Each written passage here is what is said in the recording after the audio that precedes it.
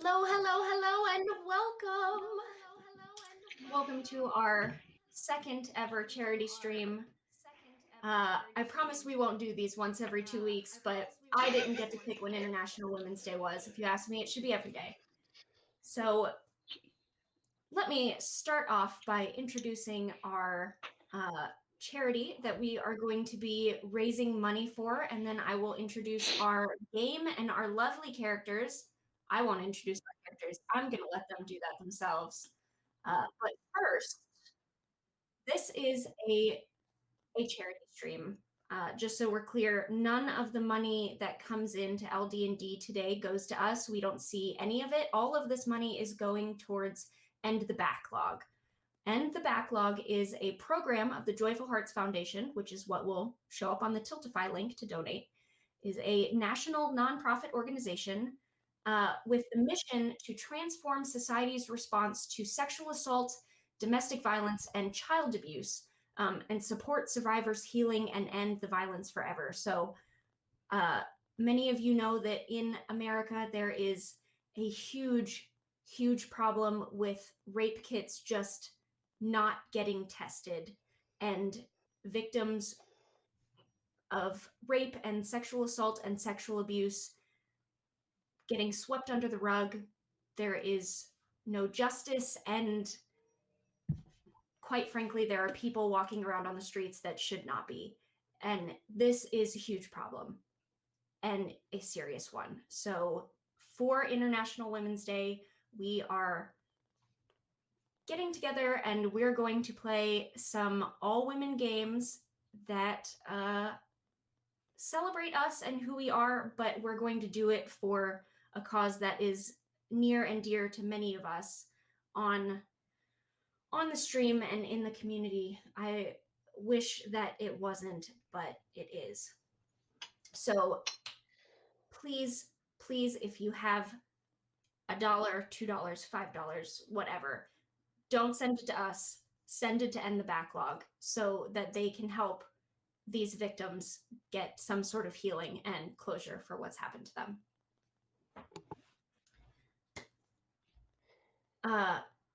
Just a little bit more housekeeping before we get started. We also have prizes we're going to be giving away. If you were around for our Black History Month charity stream, first off, thank you. Happy to see you again. And second, you will remember that we actually reached our goal within the first 30 minutes or so. So we have, do subs go to you or to the charity? Subs are not currently set up to go to the charity. Subs go to our LD&D and has to wait until there's a payout. That goes to us. But anything that you donate or anything that you donate through PayPal on our link will go to the charity. Sorry, that was replying to chat. What was I talking about? Oh, yes, we have prizes, guys. We totally have prizes. We are going to be giving those away at certain times. So I believe right after we come back from each of our breaks, and then at the end of the game, we're going to be giving away some fun stuff. Just some of the things we have to give away are some digital codes to Candlekeep Mysteries on D&D Beyond, which is not out yet. We have a physical copy of Candlekeep Mysteries, which just something about my nerd heart loves having the physical copy, you know, like just being able to smell it. It's just good. So we have one of those that you could win. We have some Elderwood Academy dice vaults, which are beautiful wood hexagonal pieces of heaven, quite frankly, and I'm jealous that I am not eligible to win them.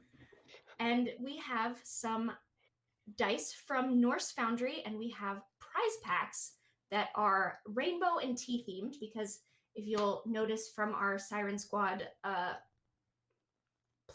characters, Siren Squad is rainbow, and then the next game we're going to be playing after this is Tea House Mystery, which is tea themed. So in the prize packs, we have a rainbow potion super nerdy mug from Paula's Pixels. We have some TTRPG samplers from Friday Afternoon Teas.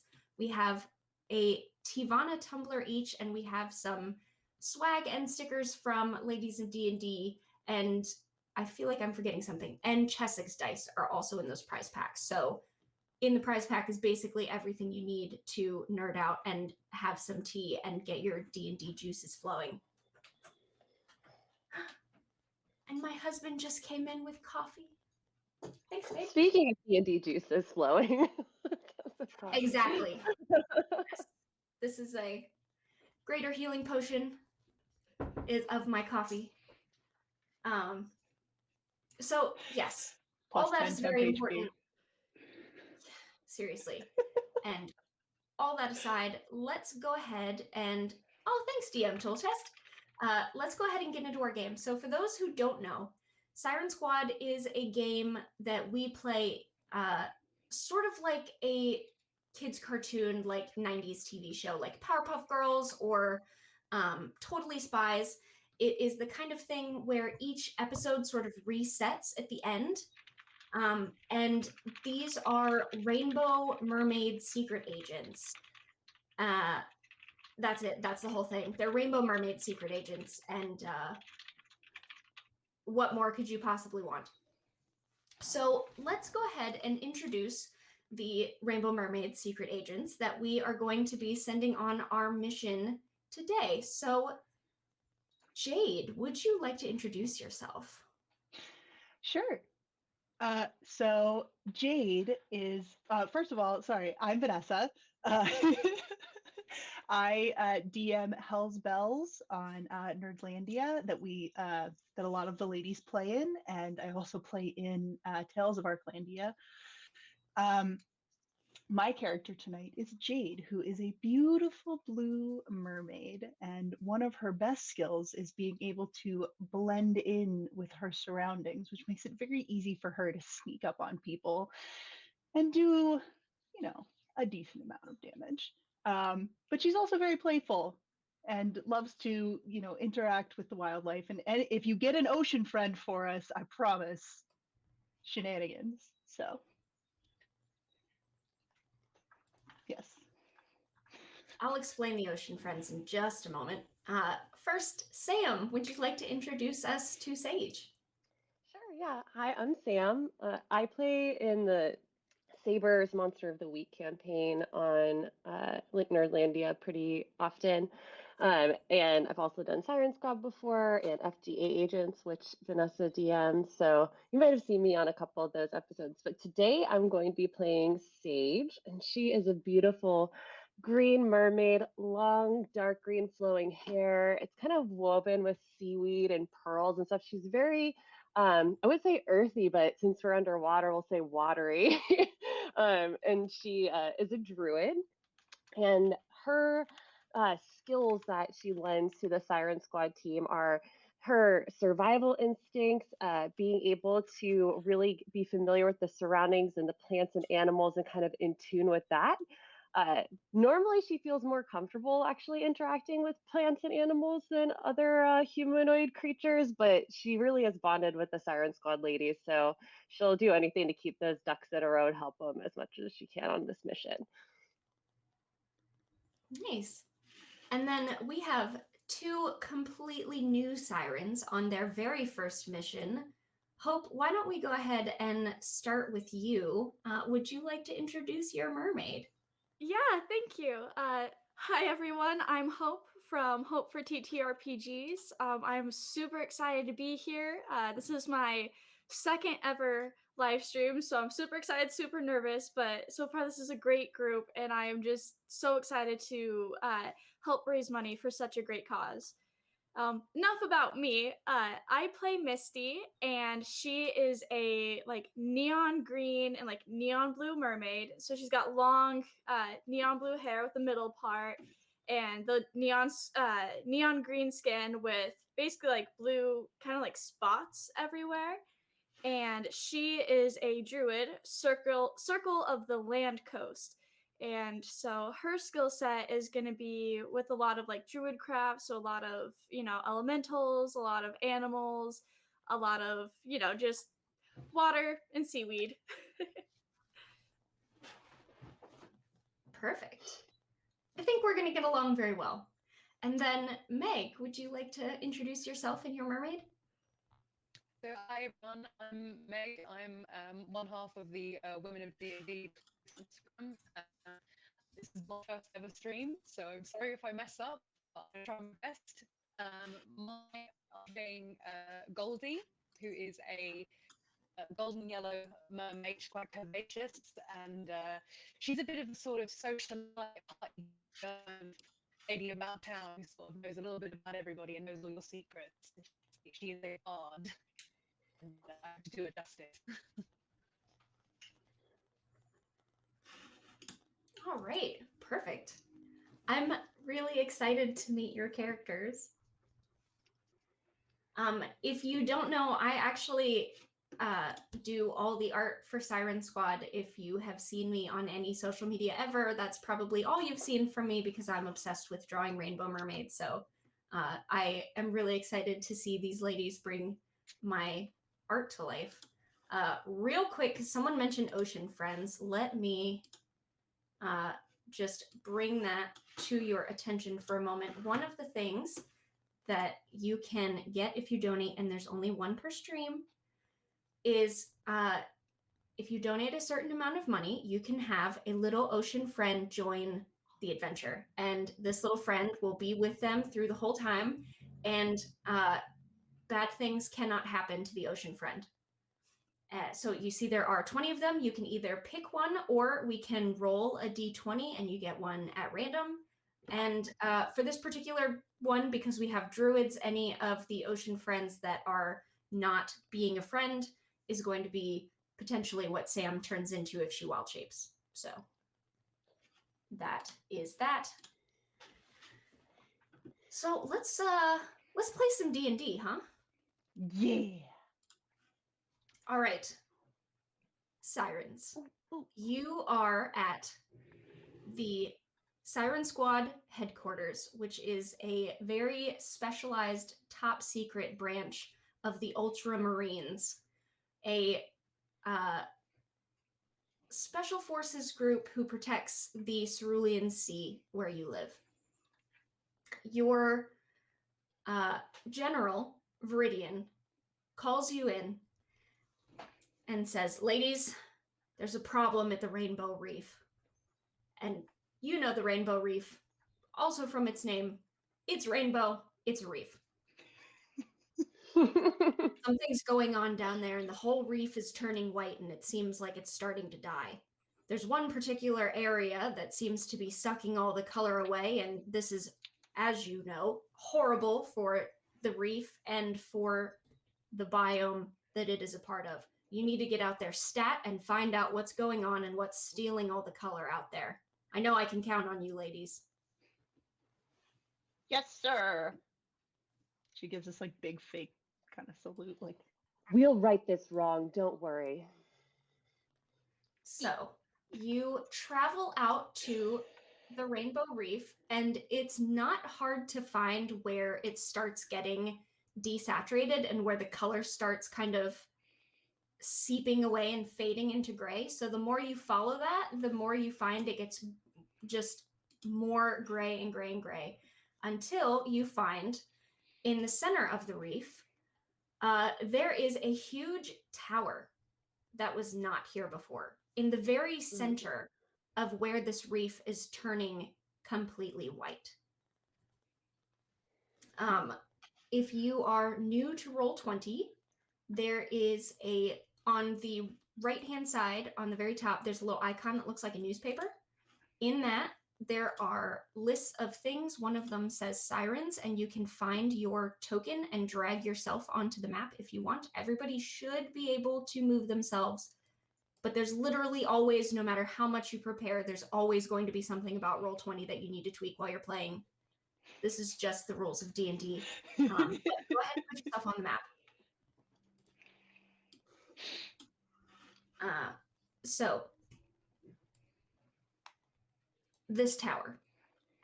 This is a huge it looks like marble, spiraling tower, like one of those spiral conch shells, just huge, just straight all the way up into the water. There are no windows.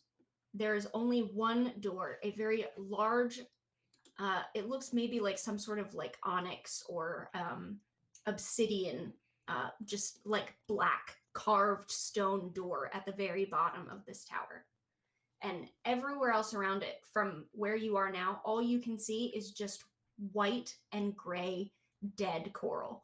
There's no more fish or plant life or anything around here anymore. It's just gray. Well, this is awfully suspicious. So you said that there's just one door that we see. Does it seem like the color is like the color dispersion is like radiating out of this point? Yeah, so because you traveled here, you could see the color is slowly like kind of getting sucked and like seeped away from here. So the farther away from here you get, the more colorful it is. But the closer you get, the more like white and desaturated it is. Like this is like sucking and seeping all the color from the reef. I don't like that. No, I don't like that. No, it's very disturbing here. Yeah, I guess you probably don't can like feel that this coral is unhappy. Honestly, I'm feeling a little queasy, but we gotta power through. All right. Can I just do a quick circle of the how many degrees is that? 360 of the shell and see if I see anything weird. Sure. And just a reminder for everybody, this is a game where we're playing mermaids. So this is underwater. You guys are in the cerulean sea. So when you say circle, like you can like swim up around the top, and you're underwater. You have freedom of swimming. Jade, would you like to split the task? It's a pretty large tower. Okay. How about I go up and you go around? Okay, cool.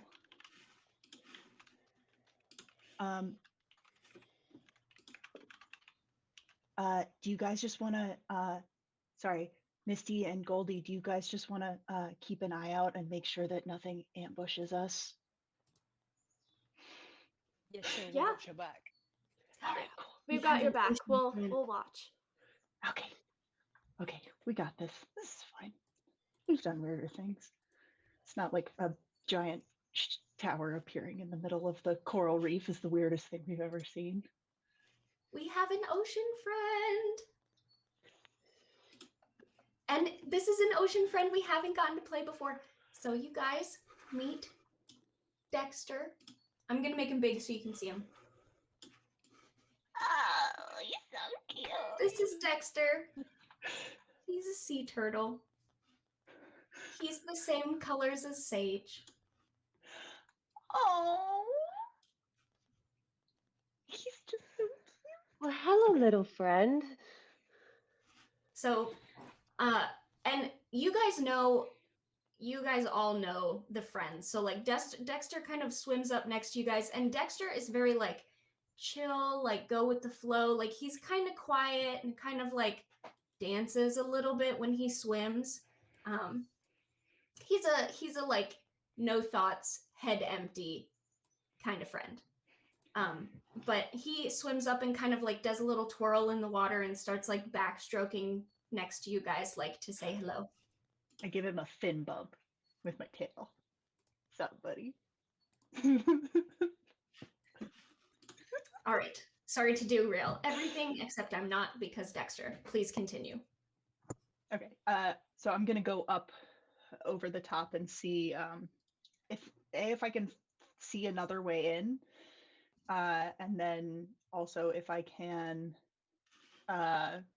just general like investigation, see if there's anything off. I mean, the whole thing is off, but roll me investigation. So I'm just Probably gonna it would put help if I had my dice out. Okay. I'm gonna go green.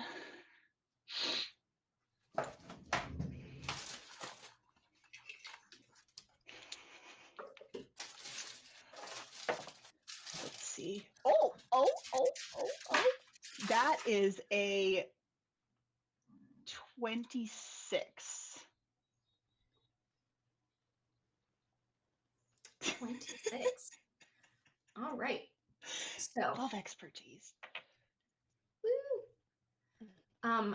From investigating this tower, you swim all up and down it and everything, and just quick confirmation, yes, there are no windows. You don't find any hidden doors or anything. Like, this is a tower with one door that like spirals up Okay. quite tall. You also see around it, you start noticing in the sand, there's like almost little veins in the sand, and they're kind of like pulsing a little bit, and you're like, that you can kind of track it back to where the tower is, and it's almost like that's like the color like kind of siphoning away. Like, the closer the little veins get to the tower, the thicker they are, and the it's like siphoning the color up into this tower. You also, from investigating it like this, realize that this is, and you have a few mages on your Siren Squad team. You recognize this as a mage's tower. This seems like the sort of thing that is put together with magic. You know it was not here before. You guys are very familiar with the Rainbow Reef. So this has been like magically erected, magically put together. This is a mage's tower. Hey guys. So it looks like you can see that on the ground there's like these weird things. You guys see that? It's like pulling all the color out of the reef. Oh, I That's do. weird. That's gross. I want. Oh, good. I wanted to see if there's any signs of recent entry to this tower, or tracks, or like scales caught in anything that might be standing out. So can I take a look for that, Jenna? Yeah. Right. Is that investigation? Yes. Okay. That is 17. 17. Okay, so you're looking a little more specifically, while Jade was doing like, the perimeter sort of thing. You don't see any like scales or anything like that, but you do find right by the door, and you can see on the map, there's like these two pillars. You do find on the pillars there are these tokens. And if anybody watched Jackie Chan Adventures growing up, it's like those talisman, like it looks like that kind of tokens. Okay, I know exactly what you mean. Come take a look at this, ladies. Do you recognize these symbols? Oh, go ahead. There are 8 of them, and they all look a little bit different. They're all the same, like little stone hexagonal, talisman, like from Jackie Chan Adventures. Please don't sue us. I don't own that. But one, for example, has a little flame carved into it, and when you kind of move it, it shimmers like almost iridescent red.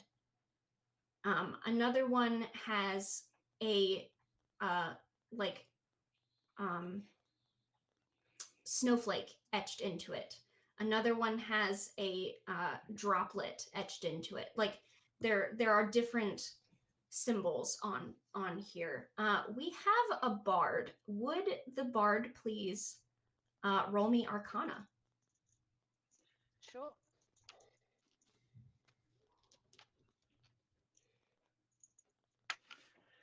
Oh.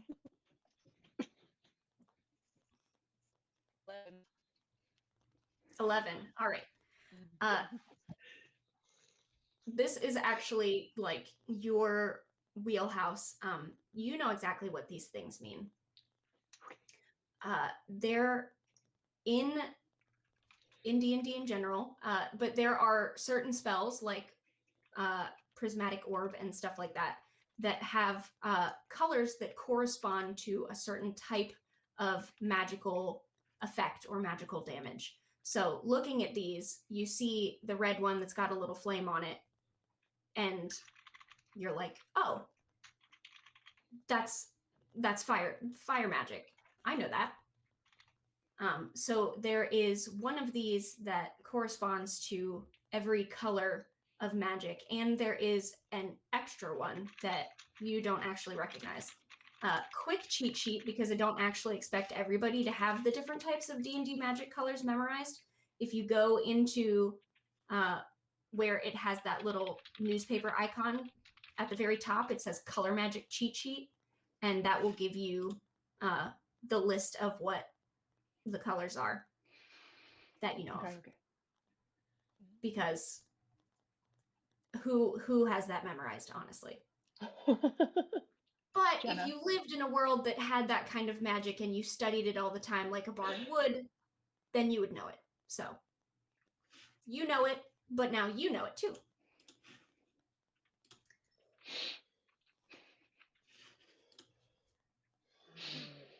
And Jade, I see you're right by the door. So as you walk up close to the door, in the black obsidian door itself, you start to see words etch through the door, like appear carved into the rock itself. And you see this. If you are super zoomed in on the map, but go ahead and scroll up a little bit, because there is a riddle on the door just up over the map. Just There it is. in the middle. Mix with blue.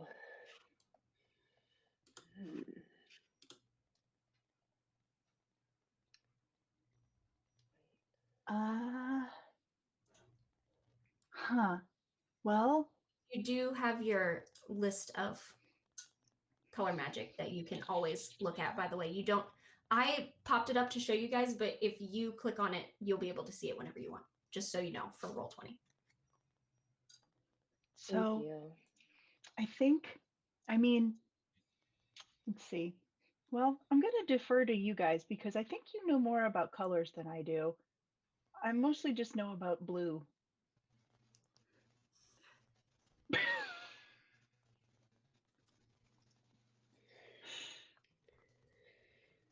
Well, the cool colors. Blue is a cool color, so we've Yeah, got it that. is, right? Oh, sorry.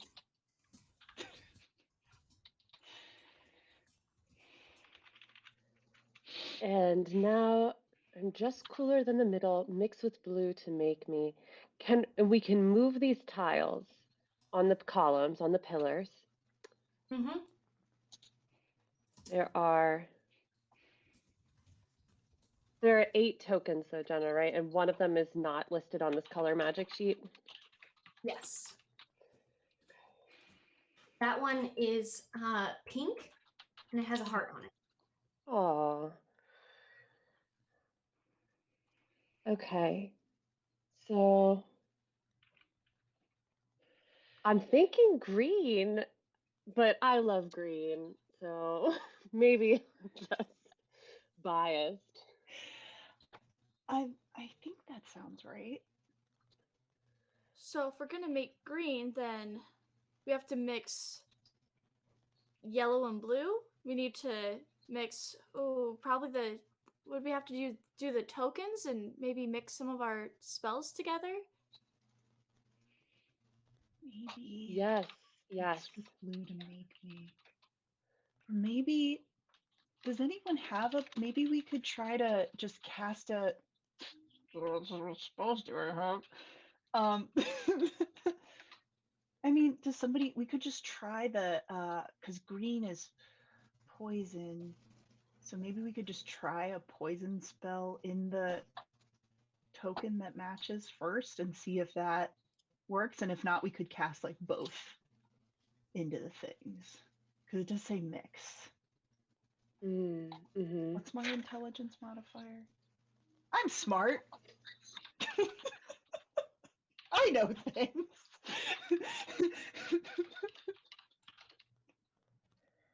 Well, Playing a smart kid. I don't have any poison spells. I would never poison anything.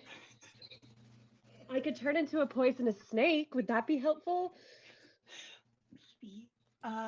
Misty, do you have any poison spells? I do not have any poison spells either. Maybe we do have to mix it.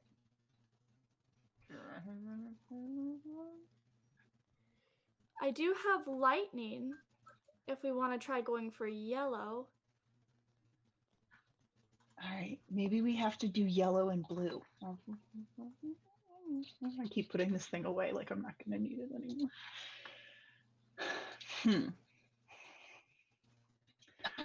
I don't have a lot.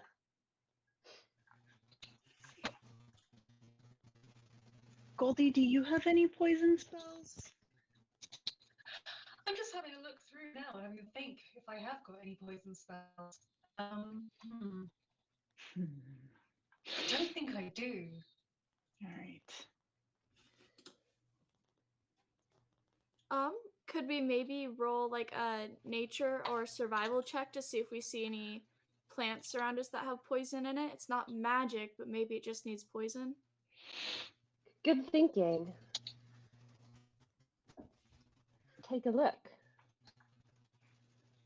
You can definitely do that.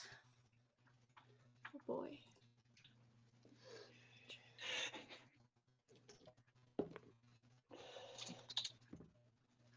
That's a 15 for 15. a nature check. Nice. Yeah, it's kind of difficult. Just because everything is like the same color and you guys are used to like, this is this color, this is what I'm looking for, sort of thing. But you do find some,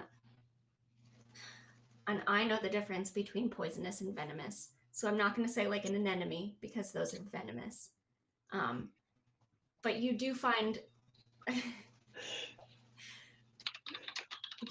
find some plant life that is poisonous to consume, and it's like white and brittle, but you're pretty sure that's what it is. All right. I would call over to Sage. I think I can recognize some of these, at least by their shape. If you want to help me gather these, and maybe we could try these plants as our poison. Certainly. Hopefully their poison will still be effective even though they're gray. Let's grab them and bring them to the door. Okay. Are you sure you want to touch those plants? Well, I'm resistant to acid at least, but not poison. Oh, I have mage hand, so we could do it from a distance. Sure. Yes. Please. That's good thinking. So I would like to use mage hand to try and reach out and pick this plant. And you do.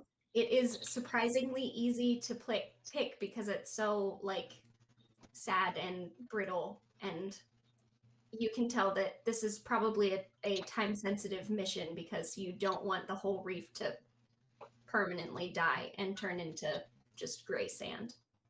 And all the druids go, no. So yes, I'm probably like wiping a tear from my eye. This is very sad for Sage. It's sad. Well, spoilers, you guys are going to have the chance to save it, so. All right. So where am I placing this? Near the door where this riddle has appeared. We're trying to find some poison to mix with blue, and then we can green to mix with blue to open the door, hopefully. Well, so let's see if we Bring it if over we and face it down. well if we put. Do you want to try to put it on? There's the token, right? You want to try to put it on the token and see if that works. If anything happens, like take your mage hand and just Sure, like I mean, smush it. I'll do that. We need to mix it though? So if I hold it there with the mage hand, can someone else do something to mix it? So here's what happens. You take this plant with your mage hand and you kind of put it over the little token in the column and like kind of crush it in. Like pestle and mortar style, like kind of and as the poisonous juices from this plant, which is a weird, but it is what it is, seep in to the etched parts of the stone talisman. Vanessa says, for a second, I thought you were going to say pesto. For a second, I did say pesto. That's kind of what this looks like, actually. Is seeps into the etching, and the talisman starts to, like, the slight green shimmer starts to, like, intensify until it's, like, glowing green, and the talisman sort of, like, pushes in almost like a button to this pillar. And the part of that door flashes green and then like sort of breaks. And behind it, you see this. I sound like I shrink, but I am not shy. Only secondary. Violet. Oh, yes, I know this. Is absolutely, it's Violet. Okay. So let's see. So Violet, that's something that creates a condition. It's blinded, I believe, per our little sheet here. Yes. By my memory, if I do remember from studying in the library. Yes. Jade, I don't remember seeing you in the library. I too. That's because she's a rogue and she's sneaky. Yes. You wouldn't.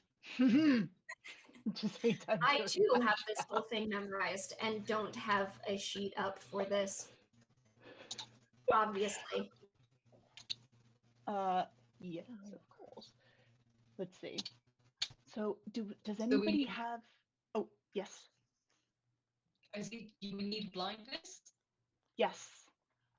I have that. Perfect. Yeah, I think if we cast that spell into, or if you cast that spell into this token, then that'll probably do the same thing as the poison smushing. So nice to have a bard in the party. I'm here to support you guys doing your jobs. So, oh my gosh, Allie! All these subs. I will cast blindness at the token. You cast blindness at the token, and as the spell... Actually, you know what? This is the first spell that Goldie's ever cast, so please, let's be indulgent here. Tell me what this looks like. Like, what does your magic look like? What's going on? It's kind of subtle. Goldie's magic. She's not too showy. She likes to be subtle. So this comes out as sort of just like almost like a ripple through the water in a very localized spot. You just see this sort of and this little shockwave travel through the water and leave behind a small stream of bubbles. Oh, I like that. She's so refined. I know. She's a lady. I love it. So you see Goldie just sort of casually, a small stream of water towards this talisman, which I assume you're doing the violet talisman. Just a hunch. And again, that slight shimmer turns more vibrant, turns into a glow, and it sort of presses in like a button. And this part of the obsidian door flashes violet and then shatters into little violet glitter. And then you see this.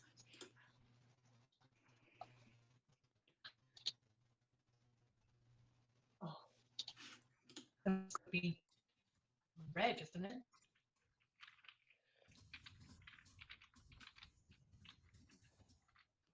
I believe so, yes. I'm much more of an even-keeled person myself, but from what I understand, yes, the fire of passion. Oh, I know all about that. Excellent. Do you have a fire spell up your beautiful sleeves today? Unfortunately, I don't. No, I was just thinking that. Let's see.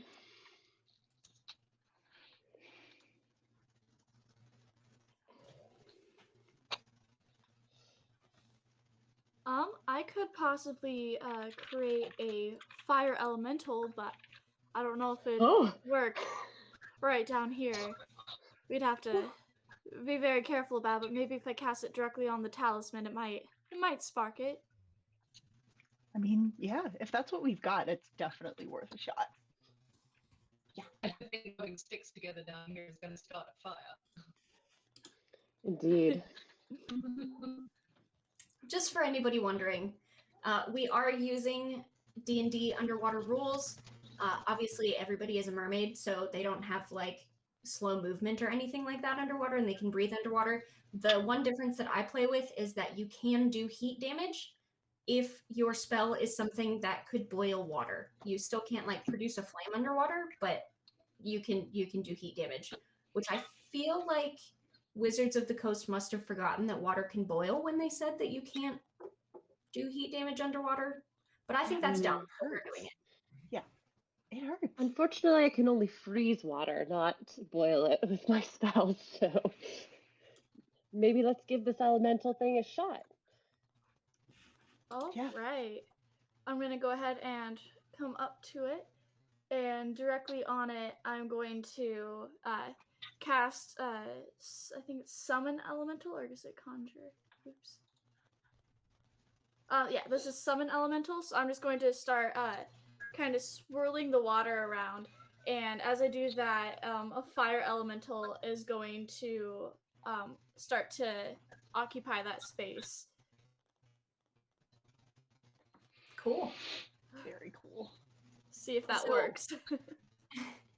As you conjure this, instead of the fire elemental actually like appearing, it's almost like it's almost like a whirlpool, like funnel. It starts appearing, and just as it starts appearing, it sort of like is sucked into this talisman right near it. So it doesn't even have the chance to appear before the magic is just pulled right into the talisman. And the talisman glows red and pushes in, and the door. And that is where we're Well going to our done. first break. We did it! Before we go, real fast, we are going to be doing our first giveaway at the end of this break. I believe. So don't go away. Yes, so don't go away. If you are not in chat and you win, but make sure when you donate, is what I should say. Make sure when you donate that you put your name and your email. So if for some reason you're not in chat and you win, we can still contact you so that we like know how to find you and everything. We are going to be covering international shipping. So if you're international, you still have a chance to win all this stuff, and you don't need to pay like $1,000 in shipping. Don't worry about it. Also, one last thing. I said that we were giving away Norse Foundry dice. That was a lie. I am a dirty liar, and it is a Norse Foundry dice vault. Oh, Which is also super beautiful. Which Yeah, is I know, also I'm very excited. pretty. So stay tuned. We will be back in like 10 minutes or so, and then we'll keep going. Yes. Stick around.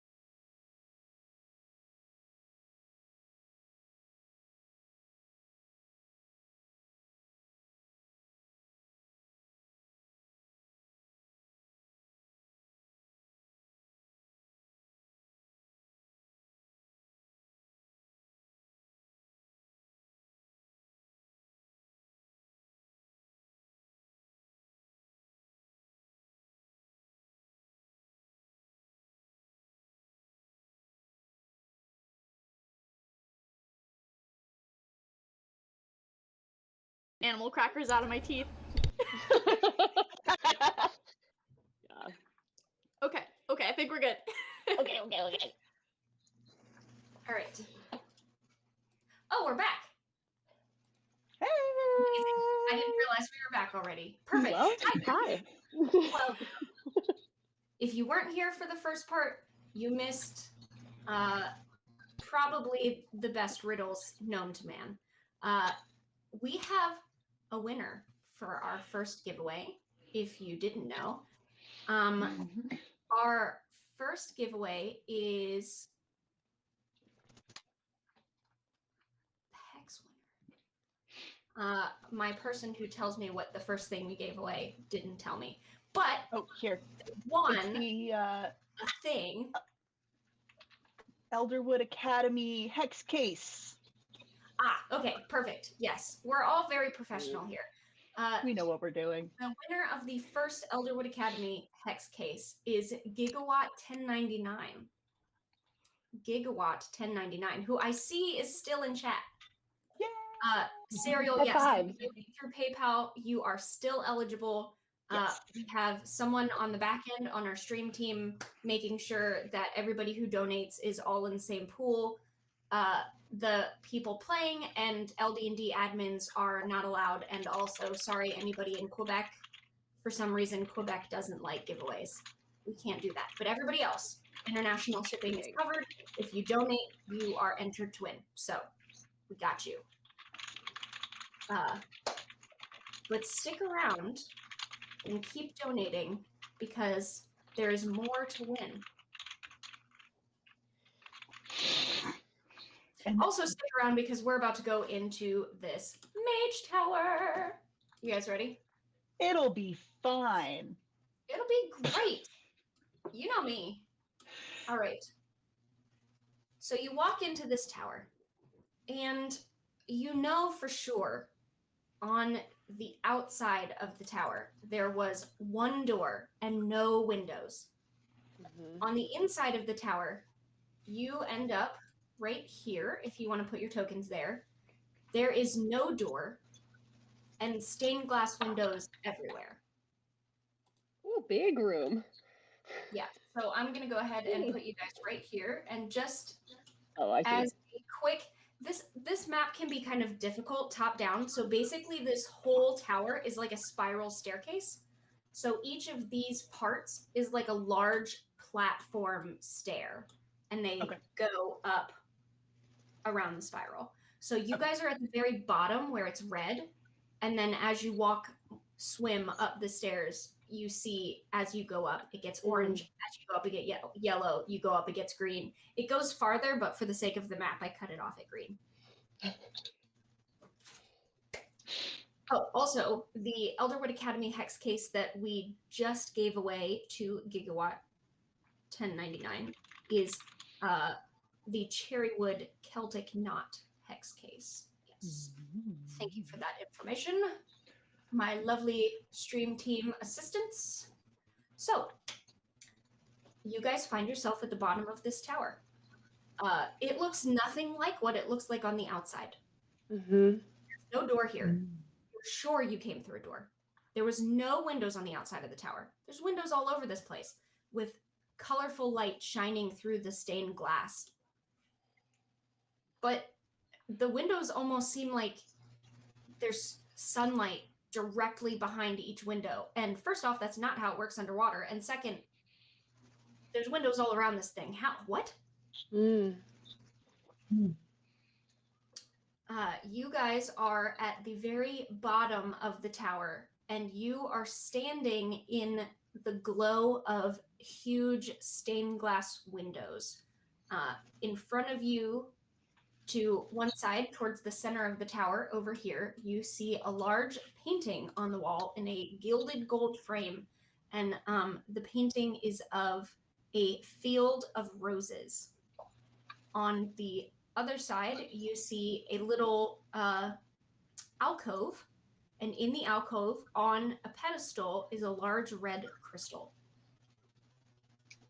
You know for sure that there were not any alcoves or anything on the tower from the outside. Mages, man, what are you gonna do?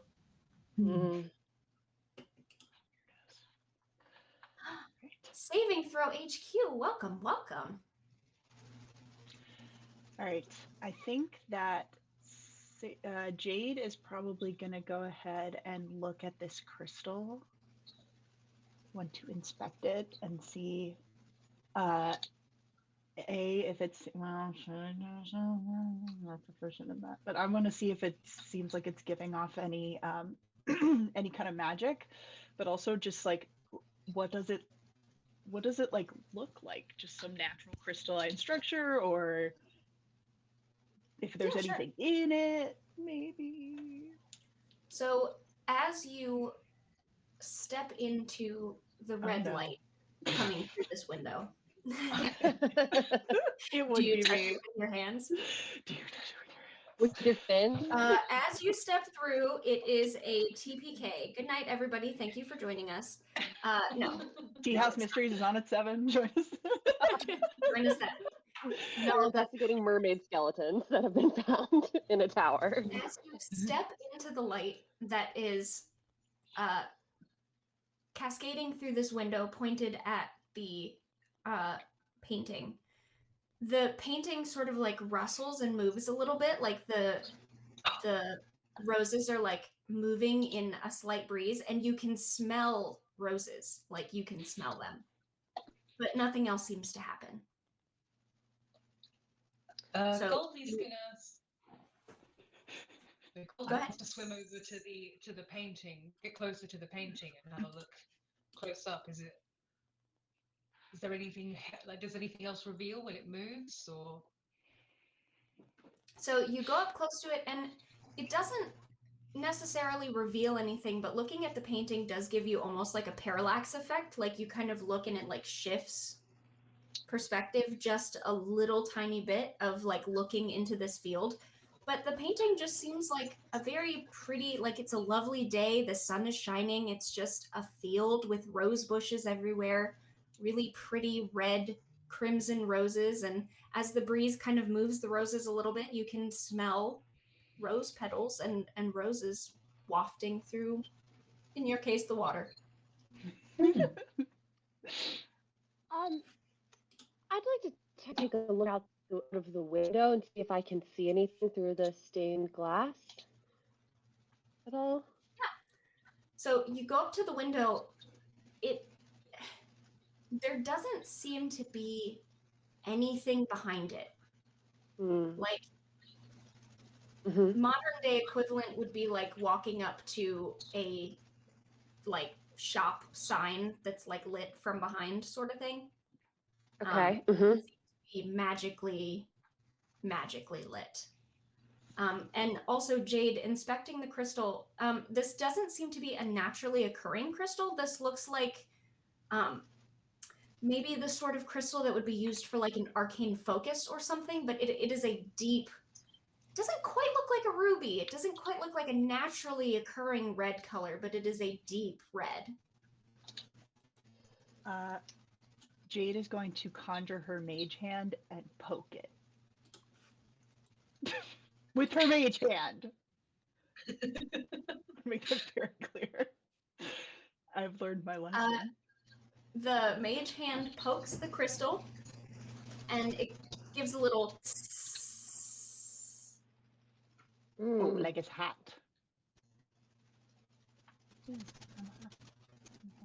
Okay. Seeing Jade. wow, do that? throwback.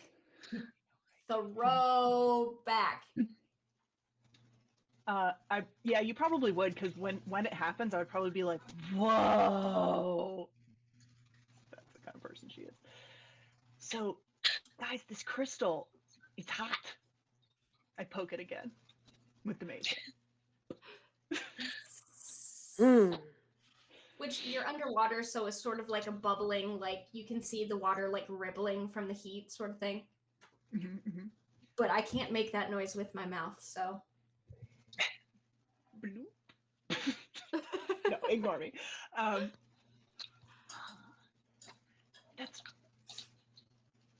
That's weird though. So wait, I want to try something. Oh wait, I don't think I can. Crap. I wonder what happens. So when I stepped in front of the light, that picture started to move, right? I wonder what happens if we like cover the light from this From the window? crystal. Or yeah, from the window, right? That was what it was. When I walked in front of the window, the Yeah, so painting started snipping. Yeah, if you look on the map, these like parts in the wall are the stained glass windows, and you can see the light is like coming through them. There's Okay. it's a sharp light, so like you can see exactly where it's hitting, like sunbeams. Okay. Aw, Cereal thinks I got it done yesterday, and I love it. I just also wanted to be a mermaid, you know?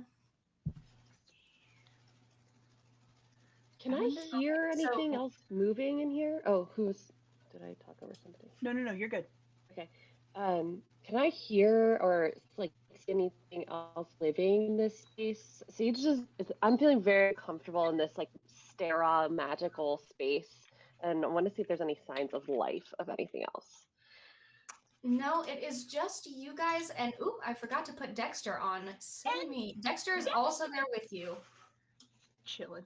Dexter is there. Hmm. And Dexter is actually kind of having a good time. He's like staring into this painting, and he's kind of like swimming back and forth looking at it, like checking it out as it moves, because you guys as mermaids can breathe on land as well. You can breathe air, so you are aware of what roses are. Dexter has never been on land before, so he has no idea what's going on.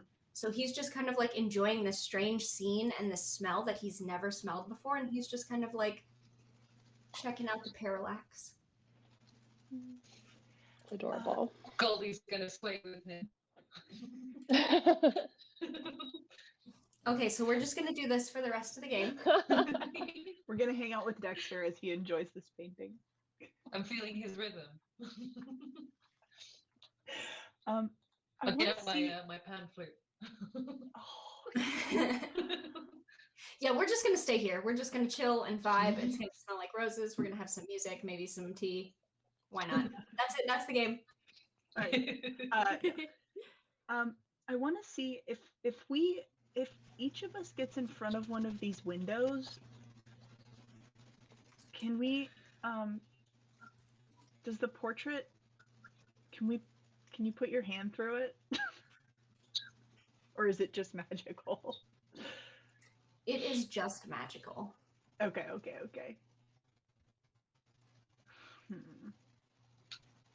Well, I'd like to keep looking. yeah. I think we gotta just keep going and see what else is here. But this is pretty cool. I poke the crystal again. I guess if you like inorganic materials. I guess. So, as you guys swim around the corner, you see the painting that corresponds to the orange crystal, again in a large ornate golden frame, is a beautiful warm-toned coral reef.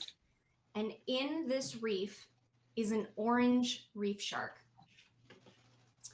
And as you guys step into the light of these windows, the reef shark swims out of the painting.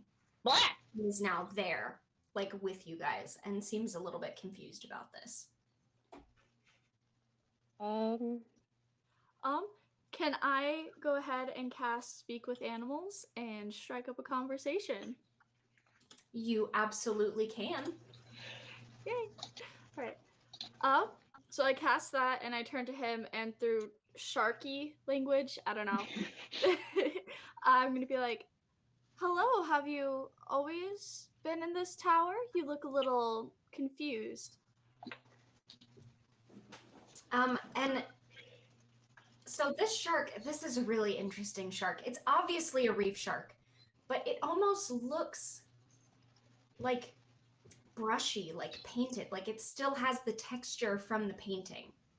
And he looks at you and he's just kind of confused, and he's like, tower? No tower, painting. Oh, you're from a painting? That's my home. Do you know who made your painting?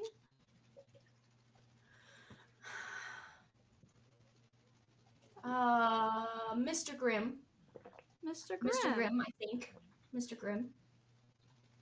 Do you know Mr. Grimm really well? I'm going to put a little orange token there to kind of show you where he is.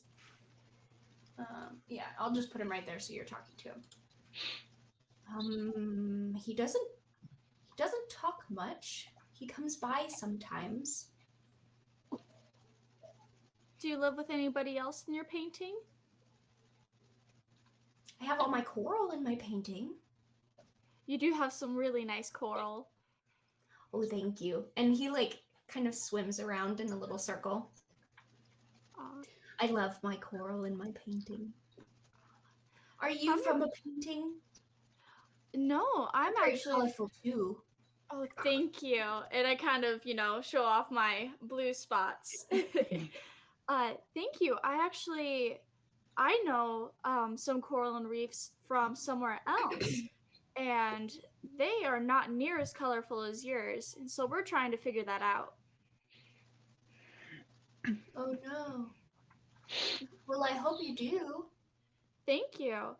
From your painting, have you ever seen these crystals before? And I kind of like take a step back and point at the orange crystal on the other side. Oh yeah, they're always there in front of my painting. Did Mr. Grimm put them there? They grew there when he made the tower and when he made my painting. All right. Do you know what they do? They make the lights, I think. Or the lights make them. They go together. That's very neat.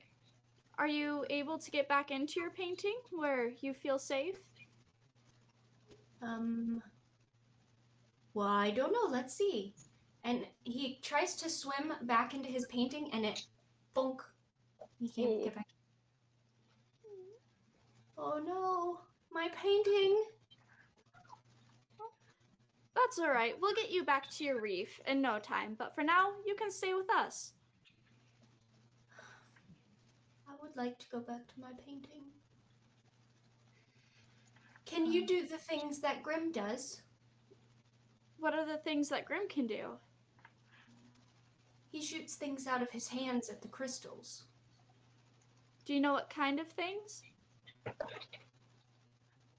All sorts of things. I mean, I only see this one crystal.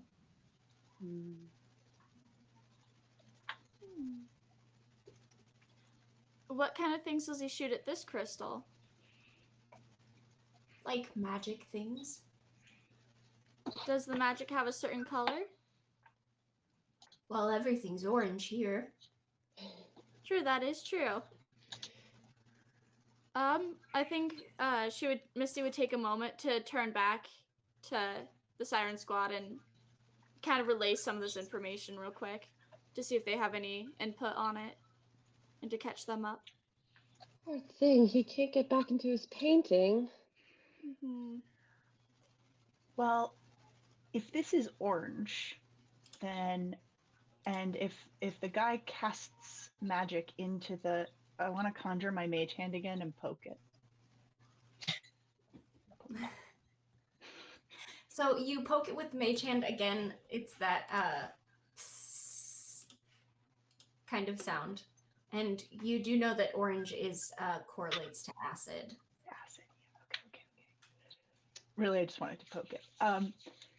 So orange is normally acid spells. So if the shark is saying that he casts spells into the crystal, maybe if we try to cast some acid damage into it, it'll let him get back into his painting. I think that's a good idea to try. Does anybody have any acid spells? I don't. Me neither. Checking. I could try breaking the crystal. Well, let's not start with that, but maybe. The little paint reef shark and Dexter are now like swimming around each other, checking each other out, and start like going in circles the way dogs do, like playing with each other. That's adorable. If they do that, Jade is probably going to join them, like swimming in circles, just because she's like,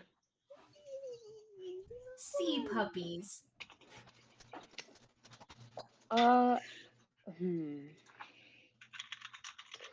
There's no acidic plants in here since it's all stone and light. Can one of you turn into something that like spits some acid? Let me look at my think back to all of the creatures that I've seen in my journeys. The only thing that comes to mind to me are like bombardier ants or the one dinosaur from Jurassic Park that kills Ned. Yeah, that's the acid. Oh man, what is that called? Dilophosaurus or something like that. Dilophagus? Something like Please, that. someone in the Somebody comments in chat knows. Well, I'm thinking about all of our ocean friends that we have that we've met on our adventures, and I'm not sure if any of them have acid in them. Maybe are sea slugs acidic, or the nudie branches acidic?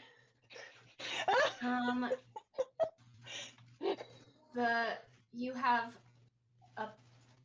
some poisonous ones. Yeah, Okay, but none with acid. Well, I don't think any of them are acidic. No. I guess Dilophosaurus. Yeah, Dilophosaurus. Yeah. The scientific term is Acidosaurus. Yes, one of those. I guess our new shark friend might just be stuck with us for a little while until we can find someone to help him. Sorry, buddy. But Misty, can you tell him that we'll get him back soon? Yep, I join into the little spinning circle and relay to him that we don't know how to do it yet, but we'll help out soon. Okay, that sounds good. Okay. Now that we're just amassing. Swim to the next one and hope no one else gets trapped out from their home. Yeah. Yeah, this whole thing is actually just a zoo. Like you'll just collect a new. I have enough ocean friends for every color, so bet. Just keep collecting them. All right, yeah. Come on, Dex. All right. So as you walk into the yellow light, I need everybody in the light to make a charisma saving throw. Ooh. Uh-oh. Charisma. That's an 8 for our girl Sage. You have an advantage. Oh, okay, great. That's right. Thank you. Wow, Thank I'm you. going to use my advantage. Thanks for I just rolled a donating today, natural everybody. 1. Yeah, thanks, guys. I rolled a natural 1. That's not much better. 18 on the second one. We're good. I got a 7. Oh no, I got a 16. I got a 24.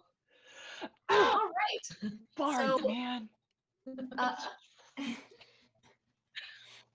Goldie, Sage, and Misty, you walk into this light and for just a moment, kind of get the giggles for a second, and then it kind of like, you're on a mission. You've got something to do. Jade, you're just so happy right now. Like, this is just so nice. And look at this painting, and the painting is like buttercups and sunshine and bright yellow and pretty and beautiful, and you are just laughing. You have the giggles. You're just bubbly. You're just having a great time. You're just like walking on sunshine right now. Like, just everything is funny, and you're just in a great mood. Oh, God, this is great. Look at this beautiful painting. This is fantastic.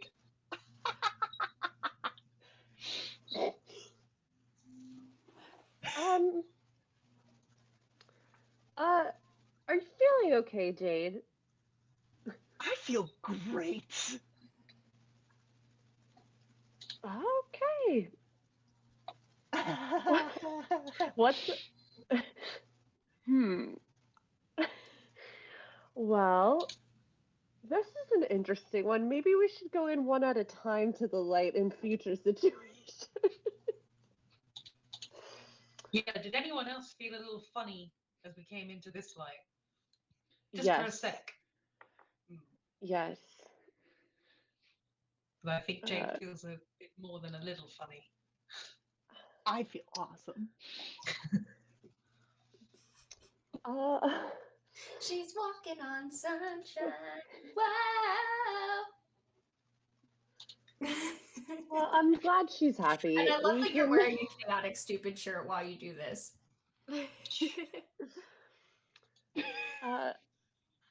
Jade, just make sure you don't touch anything while you're dancing. We can. Okay. Don't knock anything over. Mind your elbows. All. I start dancing with Dexter. Take him by the fans. Just like. Oh, he's for it. He's like moving and grooving. So what would you like to do next? I mean, I'm going to do what we've been doing anyway and pull up Mage Hand and touch the yellow crystal. Poke it. That gives a bit of a zap. Ooh. What I magic know is we- yellow? Not to you though, just to the mage hand. You touch I know you suggested before, just like doing outside with the talisman, shooting some magic. I have some lightning ready if you want me to try to zap the crystal back. I think you Let's, should try it. Let me Yeah, look let's up. just move Jade away. Yeah. What? Okay. I I'll dance kind of over. like put my arm around you and like half dance over away from the crystal. You'll be like, okay. You're like that person that's trying to guide their drunk friend out of the bar. No, we're leaving. Okay. Yep. Alright. And there's a turtle dancing with you. Do, do, do, do, do. All right. Once everybody is safely out of the way, I conjure up a storm cloud directly above the crystal and just zap down some lightning onto it. Yeah. So you see this magical lightning hit this crystal and is totally absorbed into it. And the crystal almost starts like vibrating as this magic hits it. And it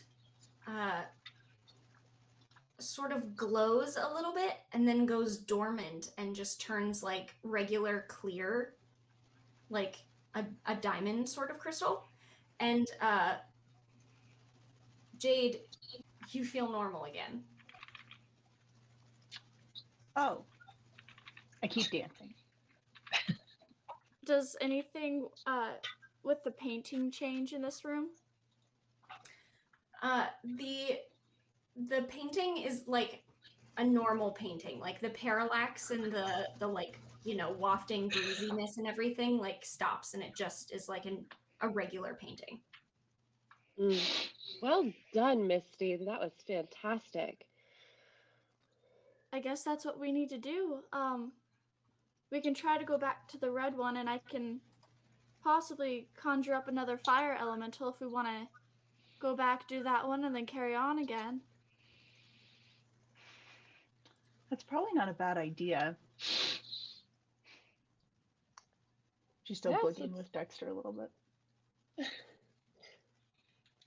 mean, I guess we should try everything that we've got. All right, then I guess I'll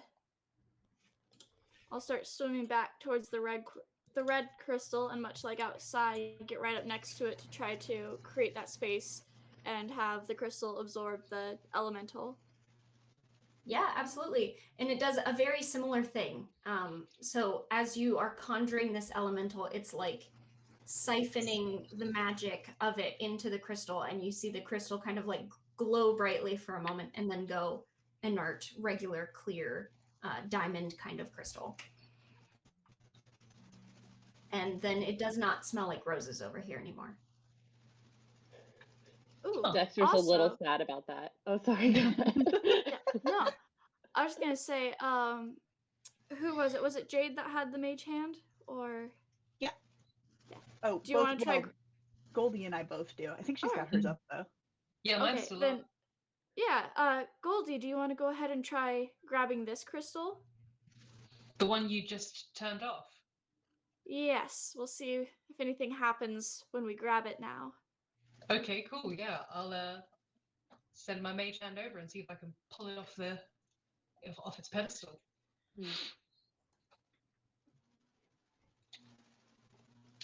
So is this to the red one? I guess so, because that's the one we just diffused. Mhm. Or we could do the yellow, right? Should Yeah, we one try of those first two. So, with one of the it inert does seem ones? like it's like grown onto the pedestal, like it's stuck there. Your mage hand wouldn't be able to just like pick it up easily, but nothing happens when you touch it. There's no like sizzling. It doesn't seem like it takes any damage. Like it's just like touching a regular crystal. So yeah, it seems that the magic turns them off. I have another idea on how we can get, what was it? Was it poison or acid? It was Acid. acid. Yeah.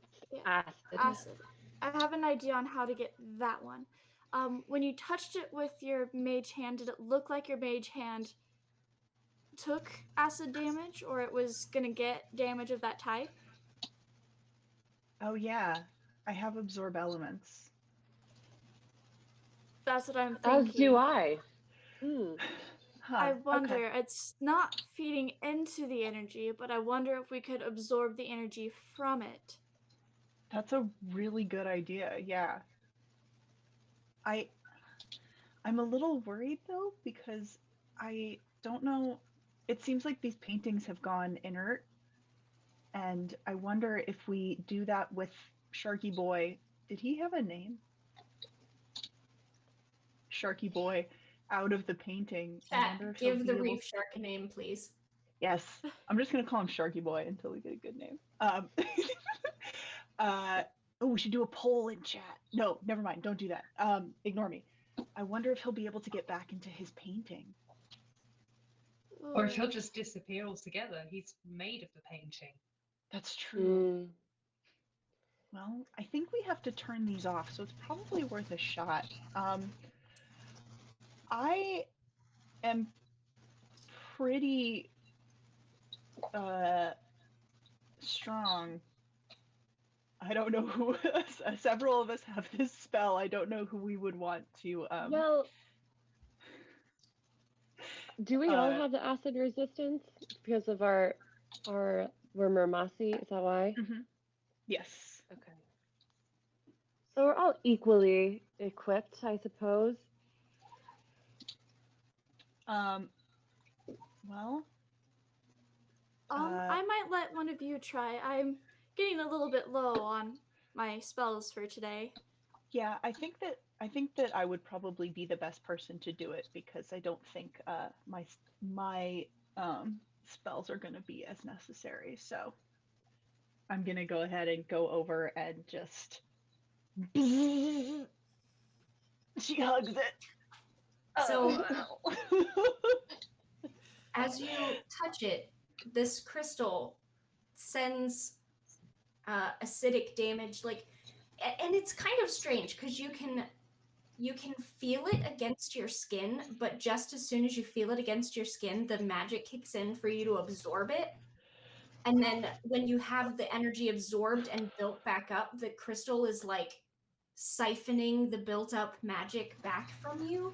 So like you're not actually taking any of the damage. It's just like right there, like you can feel it. It's very akin to like when you get like a piece of hair or something on your face and your brain goes like bug, bug.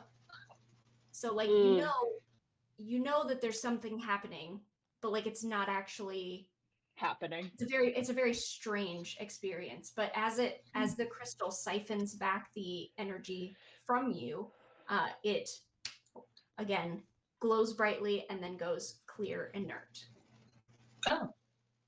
Oh, excellent. And as it does that, this Sharky boy, it's kind of cool actually. He is made out of paint, and you see the paint kind of like get pulled from him and sucked back into the painting as the painting goes still. Oh. And then as the painting goes still, he's like back to where he started swimming in the reef. But it like almost pulls the paint apart and repaints him on the canvas. Oh, Oh, good. Oh, that's got the him way it hard. should be. Mhm. Good call. Good call. So what's that? 3 down, 1 to go? Yeah. I can see up there, there's definitely one more. Maybe we should go one at a time into the green light just in case something happens. Yeah, that sounds smart. Does any? I don't think anybody had any poison spells, did we? Mm-mm. Mm-mm. But we could always try that again. I've got.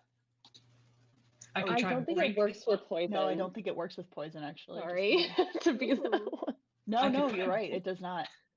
I could try and break Oh. this one. I could polymorph Dexter into something poisonous. Ooh. Some of the let me see. Jubilee is venomous. Olivia could be venomous. Jive, I don't know if Jive is venomous or poisonous. I think for the sake of this kind of magic, that would probably be all the same thing, but because I know that lionfish, you don't want to mess with lionfish. Yeah. Mm-hmm. Let's see. Do we just want him to be something a little bit poisonous or something really poisonous?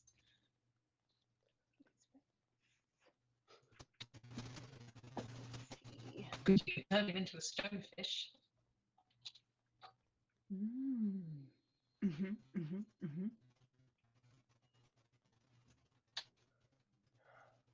Well, why don't I just try turning Dexter? He'll have fun. He can pretend to be Jive for a minute, the little lionfish, and trust me, I turn into our little doppelgangers of our ocean friends all the time. It's great fun. So let's come here, Dexter. Let's play dress up.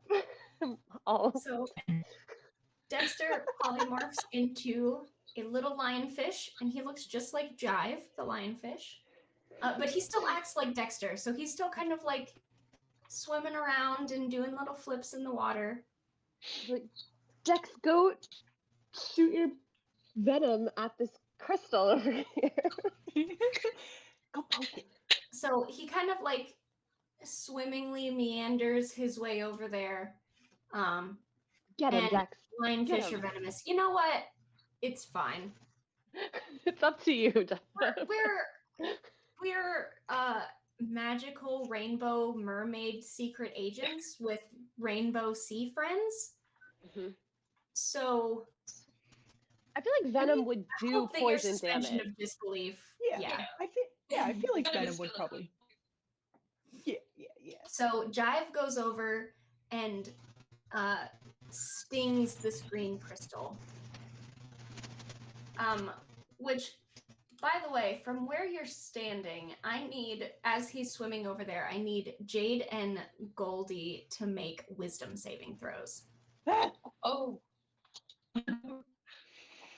But Sage and Misty are not in the green light. Okay. Much better. Oh, I have an advantage. Dirty 20. Hopefully Dex is okay, but we'll heal him up if he has any problems. 13. 13. All right. So Jade, you feel fine. Maybe a little bit more happy than usual. It happens sometimes. As you guys come around the corner, you see this particular painting is a small, like, lagoon sort of area with a bunch of green lily pads and green frogs all over them. And Goldie, you think you're a frog now. You are Oh. happy are Ribbity, you are a frog. It doesn't actually polymorph you into a frog, you just believe you are one. We hit our goal, guys! We did! We hit our goal! Oh my Stick around, though. god. We are not done, y'all. We are not nearly done. As much money we can get to end the backlog, the better. So we still have stuff we're going to be giving away. We are going to have the donation links open the whole time we're on break in between games, where we're going to be having an Amazon watch party, and I think we're watching Avengers. Ooh. And then during the next game, I think we're going to up the amount. Goal. That's the word I'm looking for. The English, my native language. We are going to up the goal for that too, and then we'll have other amazing prizes to give away. So stick around. But also, thanks, guys. Yay! Okay. So, Goldie. What does Goldie? What does Frog Goldie look like? Well, I guess I'm not actually polymorphed, am I? But I guess Goldie just sinks to the floor, curls her tail under her, puts both her hands on the floor in front of her, and just goes. Very un-Goldie like. Are you okay? And just as you turn to go, what? Is when Dexter Jive gets up to the crystal and stings it. And you see that it's actually kind of weird. It takes not just the sting, but like sucks the magic from the polymorph that made Dexter into a poisonous, venomous animal, and like pulls that magic, siphons it out, and does the same, glows brightly for a second, and then goes inert. And Dexter is now back to Dexter. And he's just kind of standing over there. You did it, Dex! Like, didn't even realize anything happened. Good job, buddy. So, Goldie, are you okay? Am I back? Am I no longer a frog? yes, when the green you weren't a crystal frog. went dormant, you no longer think you're a frog. Goldie, she's just gonna swim herself back up, fluff her hair back up, and brush herself off and pretend like nothing ever happened. Because it was terribly undignified. Oh, yeah. She is my kind of woman, I tell you what. Jade is just kind of like, oh, okay. I'm good. You guys push on. Yeah. Yes. All right, so you continue up the next part of the stairs. I like these colors. And you guys are right here. So this is basically where the green would have been. Like I said, this is like a spiral staircase sort of thing, but seen from above. So same kind of thing. You're like traveling your way up the tower. Okay. All right. So you're blue. Dabba-dee, dabba-die. What would you like to do? Oh, this is blue is cold, right? Are you guys standing in? I know that you just placed the tokens, but are you guys standing in the light, or you're standing outside the light?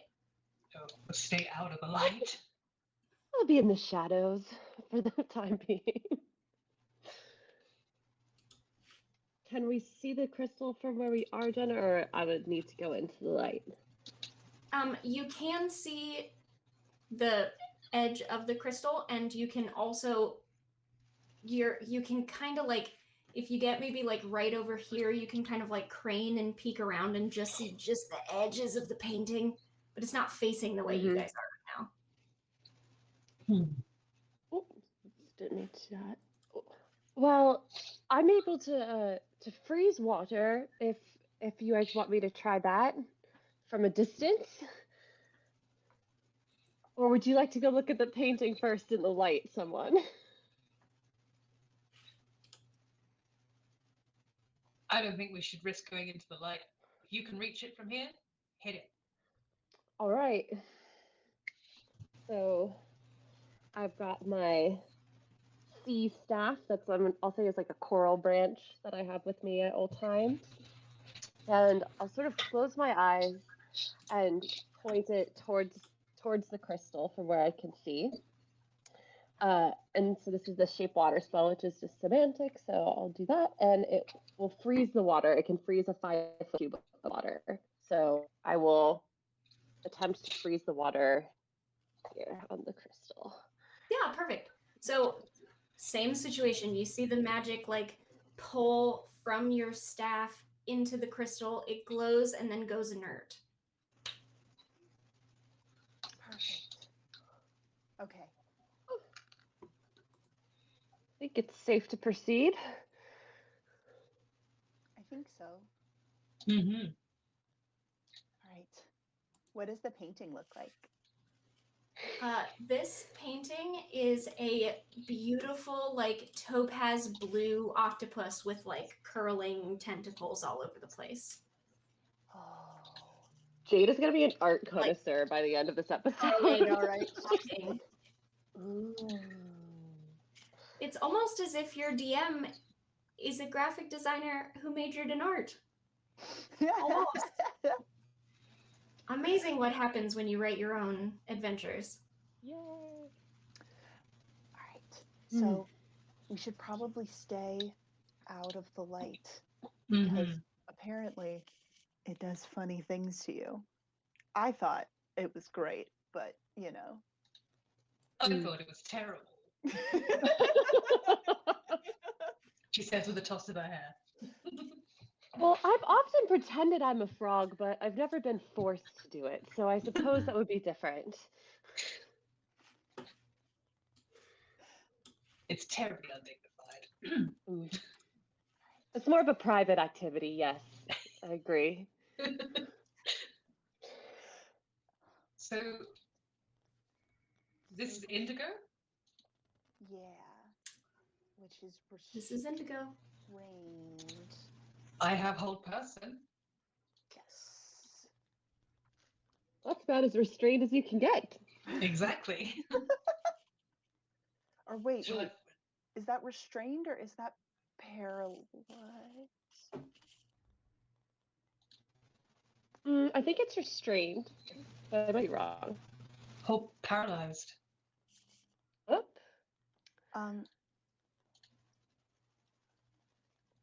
Yeah, yeah. It should still work, shouldn't it? I could Maybe. try entangle. That might count. Yeah, I was gonna say if one of Ooh. you has entangle though, that one I know does. Oh, that's one of my favorites. I do have it. Ooh. I love a good tangle. Wink, wink. We could try them both. Do you want to do yours Jade. first? And if it doesn't work, I'll do mine. All right, sounds good to me. What?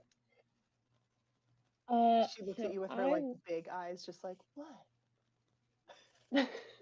Well, you scamp. No. Okay. So, all right, this is verbal and semantic. So, I will again take my coral staff and position myself so I can see the crystal and be like, "Oh, Dex, you swam out into the light. Let me take care of this quickly, hopefully." Dex seems perfectly fine. Okay, well that's good. He doesn't seem like anything's going on with him. He is just chilling. Looping around. He's actually, I'm gonna move him over here. He's hanging out and like staring at this painting because, yeah. And it weeds and vines, but since we're underwater, we'll say it's some dark green seaweed, the kind with like the little bubbles on it, start wrapping around this crystal to entangle it and restrain it. We'll see. You restrain the indigo crystal and it glows and then goes inert. And And Kind of as like a you better covered in seaweed. as you pass the painting, you see the painting is a moonlit night on the beach, and it's raining. It's a quiet, rainy night at the shore. Oh, that's so pretty. Maybe it's because I'm Circle of the Moon, but I just love this one. And I'll like kind of pause and take a moment. You could have known what it did, But we but now we won't. Ah, Too cautious, Too cautious. I suppose. it's fine. All right. Maybe for the correct donation amount, I will reveal my secrets. Ooh. Ooh. All right. Let's see. Up here, this is gonna be violet. Oh, blinded. blinded. I don't have anything like that. I do. I have blindness and deafness. Nice. Shall I go It ahead? doesn't really get any more blindness than blind. No. Shall I go ahead, or does anyone want to check out what's in the picture first? Yeah, I do. And she like swims really, really fast in front of it before anyone can tell her it's a bad idea. 'Cause she's super impulsive. She's like, yeah, I think so. Whoop. So the painting for Violet is a dazzling galaxy of stars, and you can see in the painting they're sort of like twinkling, and you see some like shooting star kind of like in the background. Like it's like astral space, and it's all Whoa. different shades of purple, and it's just sort of like floating starlit galaxy. Whoa. And as you step into the light and look at this painting, you look away, and everything starts to look almost kaleidoscopic. And you can see prismatic color. You can see magical vibrations coming off some of the crystals in the paintings and some of your friends and what they're holding. You can see little motes of like almost glitter in the air that's like magical residue from this tower. You can just see things. You are seeing the ethereal plane and you are seeing magic. Oh man, guys, this is super cool. You gotta try this. You're all glowing and shiny.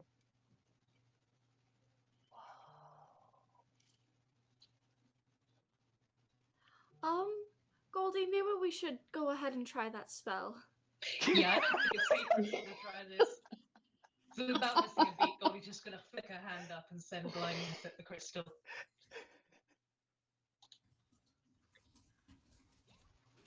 All right, so you hit the crystal with blindness, it flashes, it goes inert, and Jade, all the kaleidoscopic colors and the motes and the magic and everything sort of like fades. You blink back and everything looks normal again. And before you go on to the last mystery color, we're going to take our second break. Donate now so you can be in So the next prize stay right drawing. there. We have, I don't know if we announced it in chat. I've been DMing. But if we haven't, when we get back, we're going to announce our second winner. So stay right there.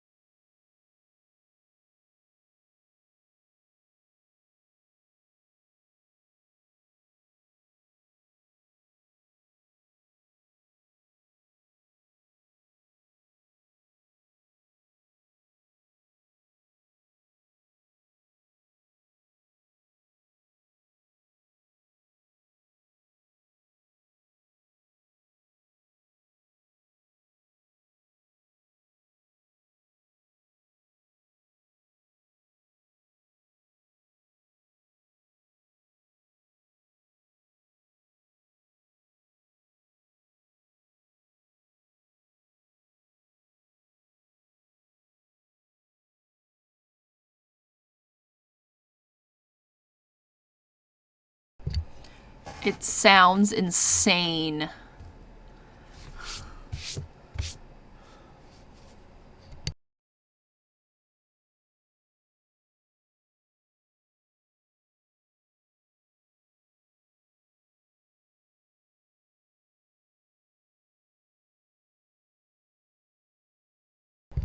Love it. Meow, meow, meow, meow, meow, meow, meow.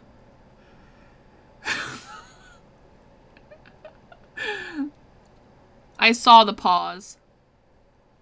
It was cute.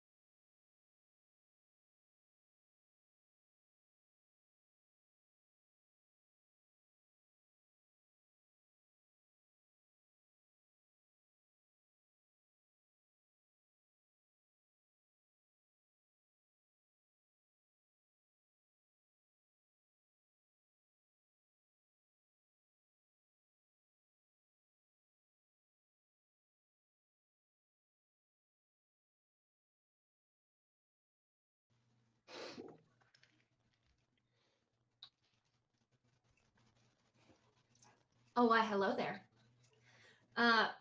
As promised, first things first, and most important things, just put your cats on screen, guys. Just, if you have cats, just go get them. Just show off.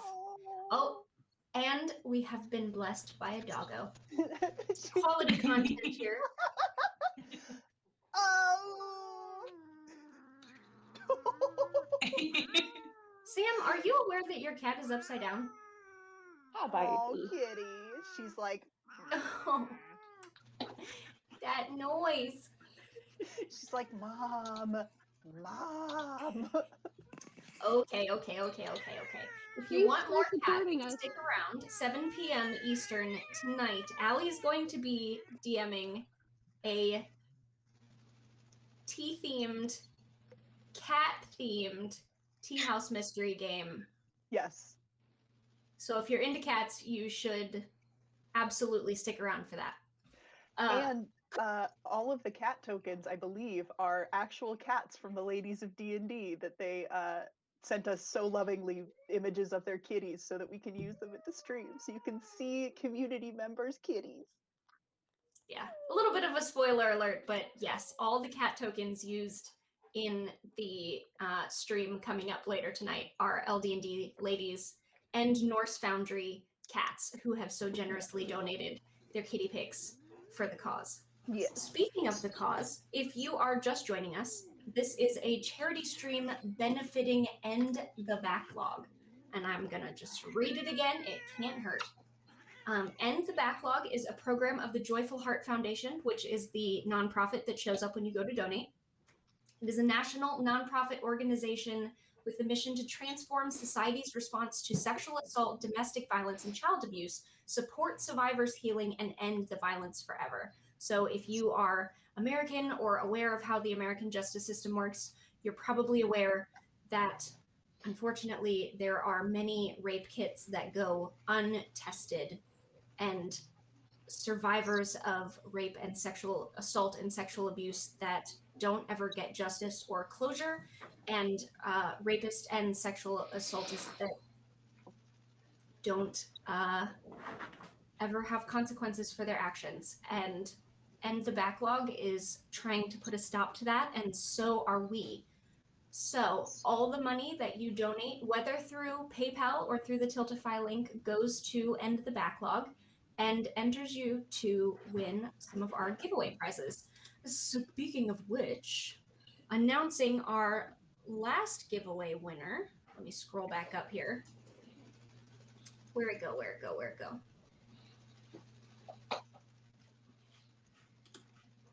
I don't have it open anymore. I should. But I want to say it is another somebody who knows what they're talking about. Tell me what it is. It is 88 Riddles, who was very generous last time and gifted us some dice boxes for the Black Girls Code stream, and so now he has won the Digital copy. Yeah, the digital copy of Candlekeep Candlekeep. Mysteries, which is very cool. Digital copy of Candlekeep Mysteries. Yeah. Excellent. Congrats. Yeah, I had the info for who the winner was, but I did not have the info for what it was that they won. Okay, so, okay. Congrats, Jay at 88 Riddles, on your copy of Candlekeep. We should totally play it together. Just saying. You've already got the cat tokens made if you need We've any already cats for your mysteries. Every mystery needs a cat. Except this one, which could do like a catfish, but otherwise it wouldn't be very good for tea. Speaking of this game, let's go ahead and get back into it, shall we? Speaking of this game. So you guys, the violet crystal is inert, and now the only one left is like this shimmery magenta pink color. The new color. One that we don't know. And you said that outside that one had like a little heart on it?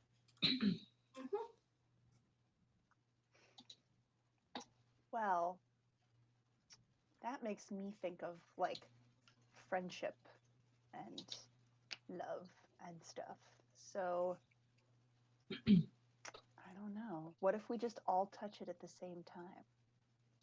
That's What a about terrible idea. Let's not do that. what about healing?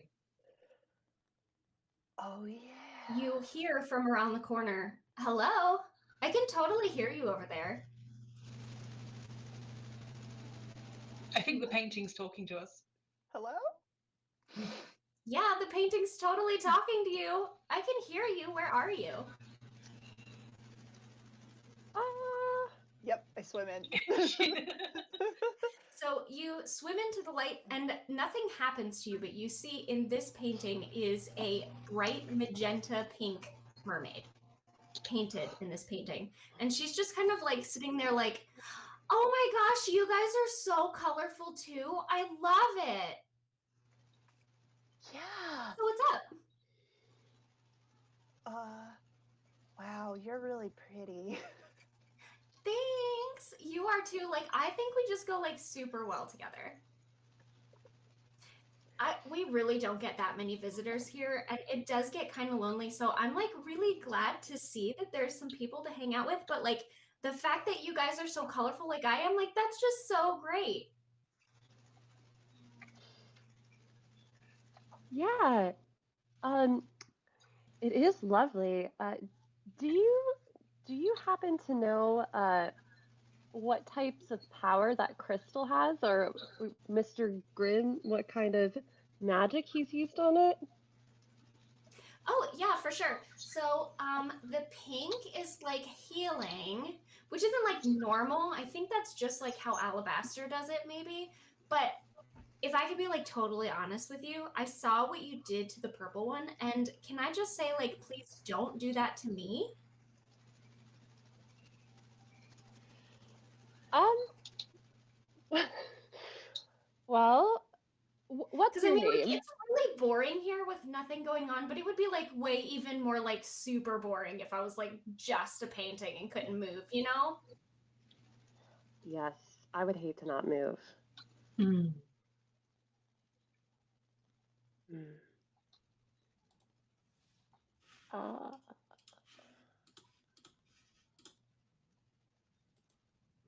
Oh, Jade can't hear you. Yep. Sorry. We're just worried because it seems like this building is drawing all of the color out of the reef that it's in. And it seems like it's being like sucked into these crystals. So it feels like the only way to save our reef is to get rid of the crystals. Well, that's like majorly uncool. But like, if you do that with this crystal, then I'll just turn into a painting. Maybe you could just like go talk to Alabaster about it. Okay. Where could we maybe find we him? could. She said, "Where can we Alabaster? find him?" Oh, like he's totally up in his study. He's at the top of the tower. Okay. Can we take the painting off the wall? You can try. I'll be like, you know what? You deserve to see more than just this one place. Like, and I'll. I totally do. I've been staring at this one crystal forever, and like honestly, the only person who comes by here is Alabaster, and like I guess he's fine, but like he's always super preoccupied with whatever he's studying. You know, wizards, am I right? And it's just like so boring. They are boring. I'll tell you what. Well, I'll make you a deal. If you show me something cool, I'll show you the secret door. ooh. Well, we have a performer in our midst. A performance. I believe. See performances. I like literally just get to see this one crystal and a little bit of the violet light and then like Alabaster, and that's it. And he like barely says hi sometimes, you know? Like Mhm. it's super boring here. Have you ever heard music before? I mean, like some, I think. Would you like to hear more? I would love to hear some music. Oh my gosh. That would be So- actually like super great, because then like if it's the kind of thing that I can like hum to myself later, like when I'm bored, like that works super well. I'll play a special tune just for you.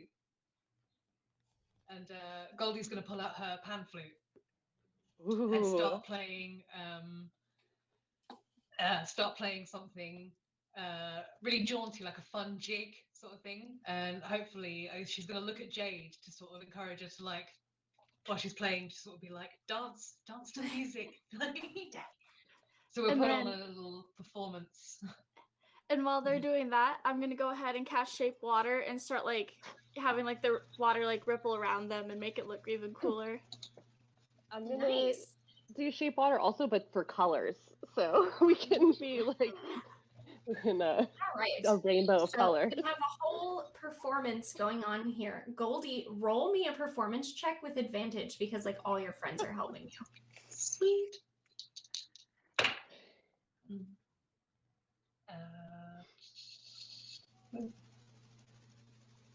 Well, that's a 23. 23. All right. Oh my gosh, I've never heard the song before, but like I love it. This is like so catchy. Is this just what you do all the time? That's awesome. I What's- would much rather come stay wherever you guys are than this like boring tower, okay?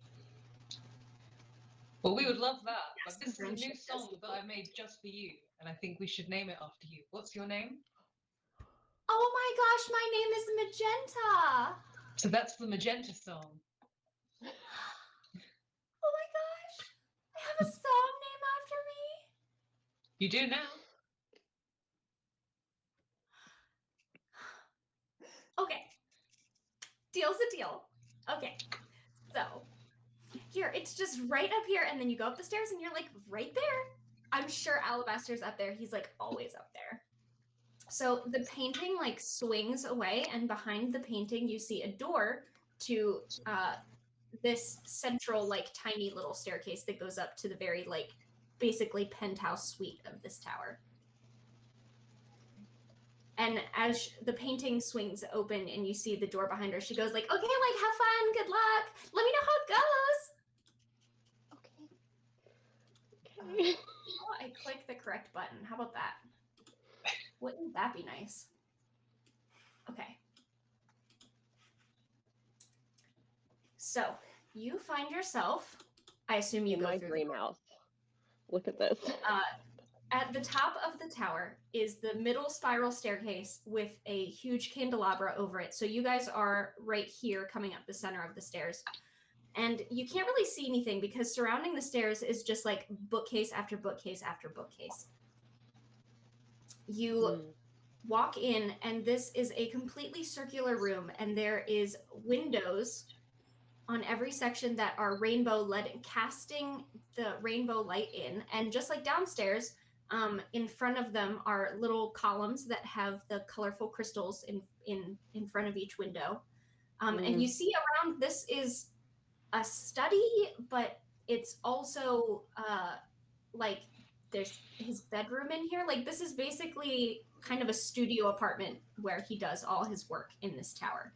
And you see, as you come around the corner, at a table over here, sort of muttering to himself and like mixing things and scribbling down notes, is the boy himself, Alabaster Grimm.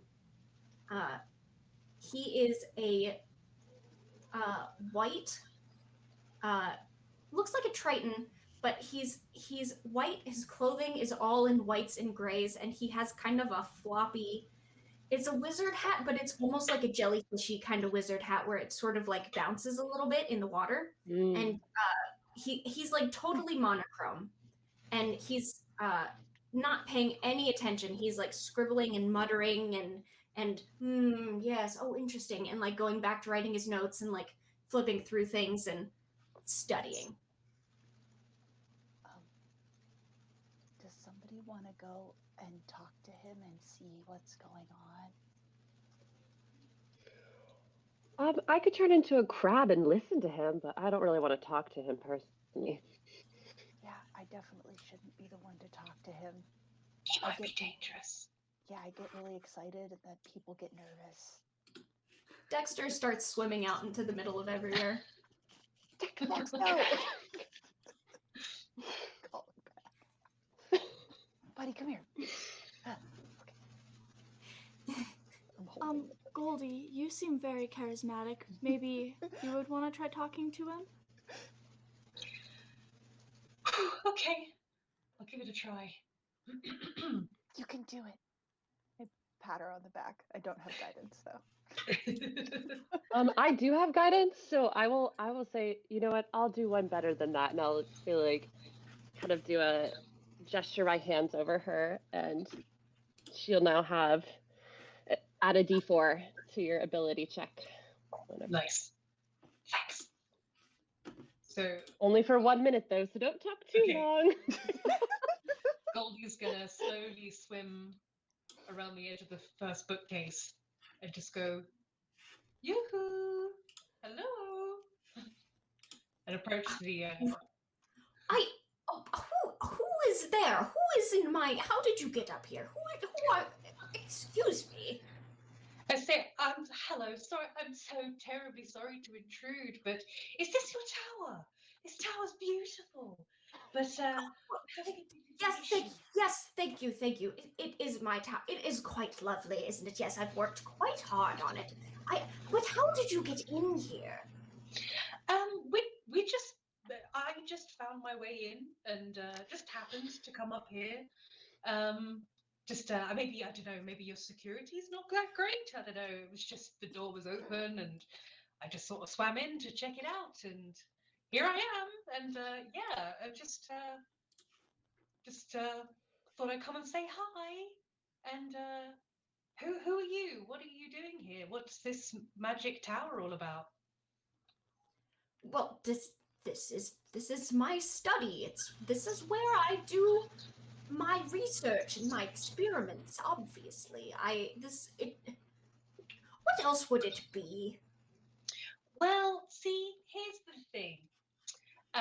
You say you're doing experiments. Now, I noticed your tower is beautiful and really colourful and lovely, but the reef outside is decidedly monochromatic, and I think this tower is having an effect on it, and we just can't have that. Well, yes, I mean, I do understand that, I'm sure, but you see, this is why I chose this spot, because I need all of those colors for my studies, and studies on this chromatic magic, you see, and I need somewhere to pull this color from so that I continue my studies, and as you understand, it's very important to study. This is hugely important for arcane academia, as you know, and I am sorry that this is happening to your area, I suppose. But as you know, it is quite important to the entirety of the magic academia in general that I continue my studies. So you must understand it is a sacrifice that has to be made. I'm sure you get it. You're quite colorful yourself. You know how, and you seem to have some sort of magic. You must understand that this understanding and developing this sort of magic is paramount. Now, see, darling, that's where we differ. I think that your studies are not more important than the life and the colour of the reef. Yes, I'm colourful, but I can't be the only colourful thing in the reef. Everything has to match with me, darling. Now, I think that you need to pack your tower up and head on out of here, because if you don't, we're going to have a problem.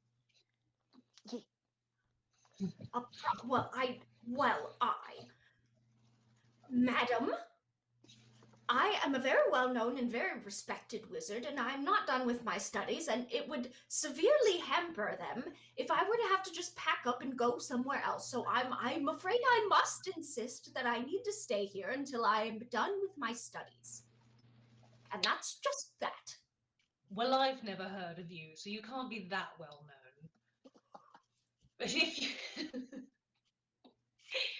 But as I said, if you stay Roll here... for initiative.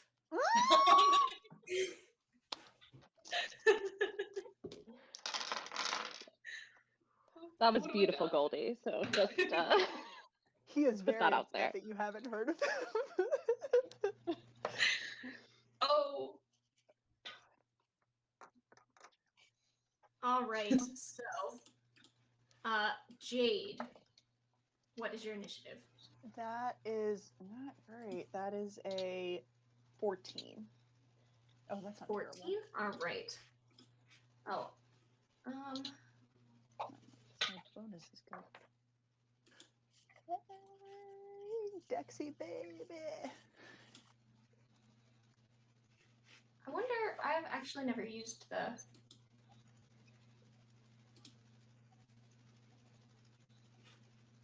Add turn. Nice. So you guys can actually click on the turn order thingy and put your own initiative in there.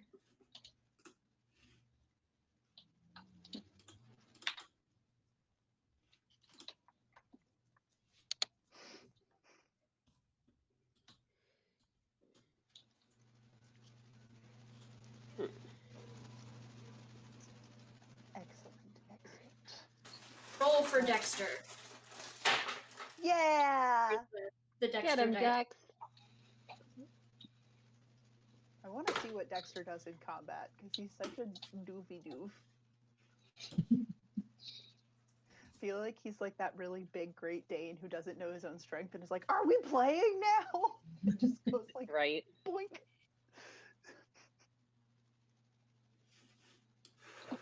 I don't know what you're talking about. Dexter's the goodest boy. He is the goodest boy. One of many of the goodest boys in the Friends. All right. And Dexter's initiative is 15. All right. So it looks like,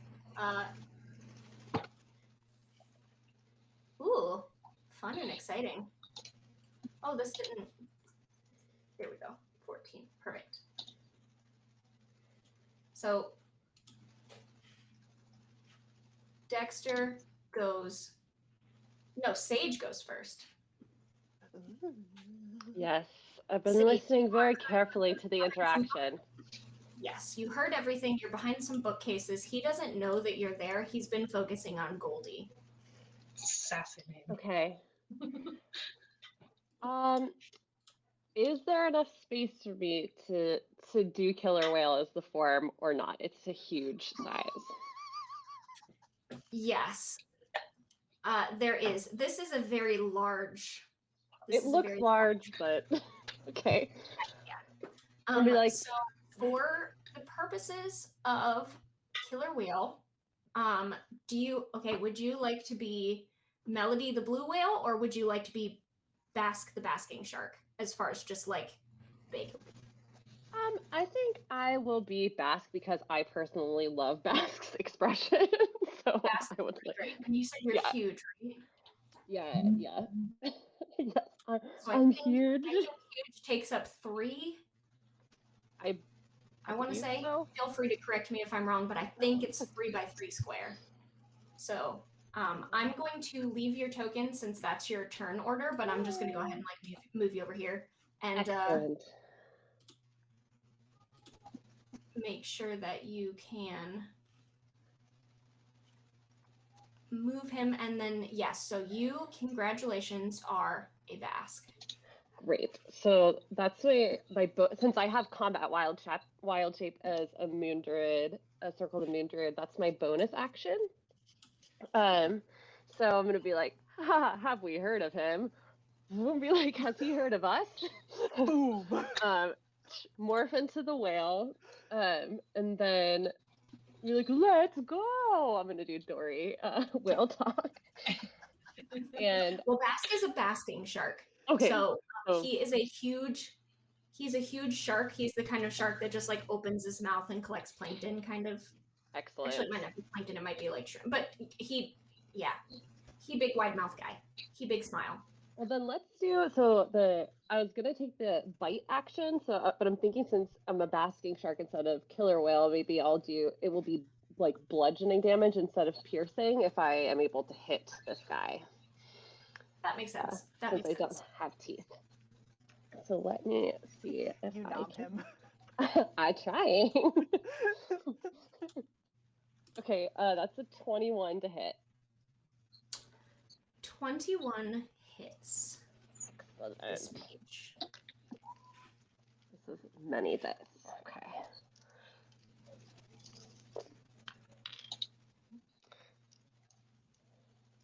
That is 15 bludgeoning on the delicious wizard.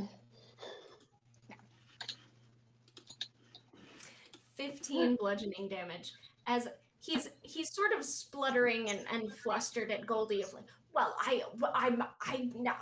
I'm sure that you must have, this must be some mistake. Like it just sort of very flustered talking to Goldie when out of, as far as he's concerned, nowhere. Right? Huge purple basking shark just comes out of nowhere and just bonk right into him and takes a little nibble for 15 damage. I gum him really hard with my basking shark mouth. Ooh, Game Master advantage. You know what? If we got advantage, we've had advantage for so many people called, I'm going to give Dexter advantage because I'm the Game Master and I can do that. Dexter gets advantage. He's like, oh, are we biting Right. people? Okay, let's bite people. Is that the end of your turn? That is the end of my turn, yeah. Perfect. All right, next is Dexter's turn. And Dexter is going to see you and take a little cue from you, and he is going to swim up, and also he's going to swim over this table. Remember, guys, that you can swim in 3D, so you can swim over tables and stuff like that. The staircase goes down, so you can swim over the staircase. Like you have freedom to be up and down and whatever. So don't forget. Up and down. He's going to swim over that table, and he's going to do him a bite. Go, Dexter. I'm pulling up his stats A turtle bite. with his advantage. All right. Dang it, I don't think that's going to hit, though. He has a 13. 13 doesn't hit. So he goes to turtle bite, but he gets distracted by this big, like, jellyfishy kind of wizard hat that Alabaster Grim is wearing and goes, ooh, food, because sea turtles love eating jellyfish, and instead takes a little chomp out of the hat. So he's having a great time, but didn't actually do any damage to Alabaster. But Alabaster's still like, what? Where are they? I never. Where are all these animals coming from? So that is the end of Dexter's turn, and next it is Alabaster's Adorable. turn. First thing Alabaster is going to do as he's surrounded by these animals is he's going to look around and he's going to point his finger at this red crystal over here. And as he does, you see the crystal glow a bit, and he gets an aura around him of red. Sort of like, it almost looks like mage armor, of this kind of like sparkly red around his whole person. And he goes, yes, well, that's much better. Okay. And then he is going to cast... Why do I do this to myself? Being a DM and casting spells is like honestly the worst thing. Being a wizard is like needing a PhD in D&D. I know, it really is. Every time I play one. If you're a wizard player, you can like, hey, I see what you did there, roll for every. If you're a player, you can like read the spell when it's not your turn, but when you're a DM, it's always your turn, so you never get to read the spell. We're gonna go with, he is going to turn to Sage, who is Basque, and, well, excuse me, because you just attacked him, and he is going to stretch out his hand to you, and he is going to cast Shocking Grasp. Ooh. That's my favorite cantrip. Yes. So that is an attack roll, and I have, stream team, if you could please let me know how many disadvantages I have, because 3 advantages and 3 disadvantages for me. Whew, okay. But you used one for the turtle, right? So maybe. Well, the turtle got an advantage as a player advantage. Okay. Like that was somebody in chat was like, here, choose which player that goes to. And I went, well, everybody had a lot of advantages and Dexter hasn't. So, Give it to but I will Dex. go ahead. I will use my advantages when I play Dexter, and I'll use the disadvantages when I play Alabaster, because I want Dexter to succeed in life. Yeah. He deserves it, I think. Anyway, so Alabaster is going to make a melee spell attack.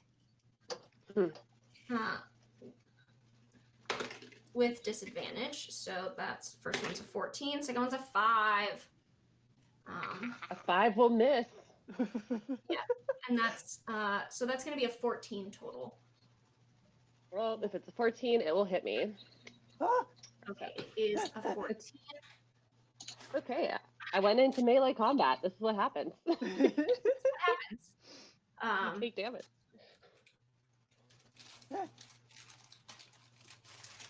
Uh-oh. Dice. How many dice does she need? I just am chronically ill prepared when it comes to dice. You That makes me take feel slightly better. 8 points of lightning damage. Ouch. And you cannot take reactions until the start of your next turn. As he like kind of lifts his hand up to sort of like brace away from you and sort of like, no, get away from me, you fish. And it's like the lightning sort of shoots out to kind of stop you from coming any closer to him. And I believe he is going to, excuse me one moment. He is going to measure. Get out his measuring tape. Yeah, he's gonna measure. So come here. He's going to pop over there, away from you guys. And that is going to be the end of his turn. Jade, it is your turn. Okay, so question. Are there gaps in between these bookcases where I can see him where he is, or do I have to come out? Well, you have a couple options. How it is on the map is how it is. You can see there is a little bit of a gap between the bookcases, but also you can peek out from over, like you can swim up over the top of the bookcases. Okay. They don't go like all the way up to the ceiling. Perfect. Okay, so what? Although I guess if you can swim in 3D, he could, but they don't. It's fine. Whatever. So what Jade is going to do is she is going to kind of very quietly wiggle up to the top of the bookcase and just peek over. And the first thing I'm going to do is, okay, no, here's a question for the DM. If I cast a spell on him before I attack him with my crossbow, does that mean that I still get sneak attack or no?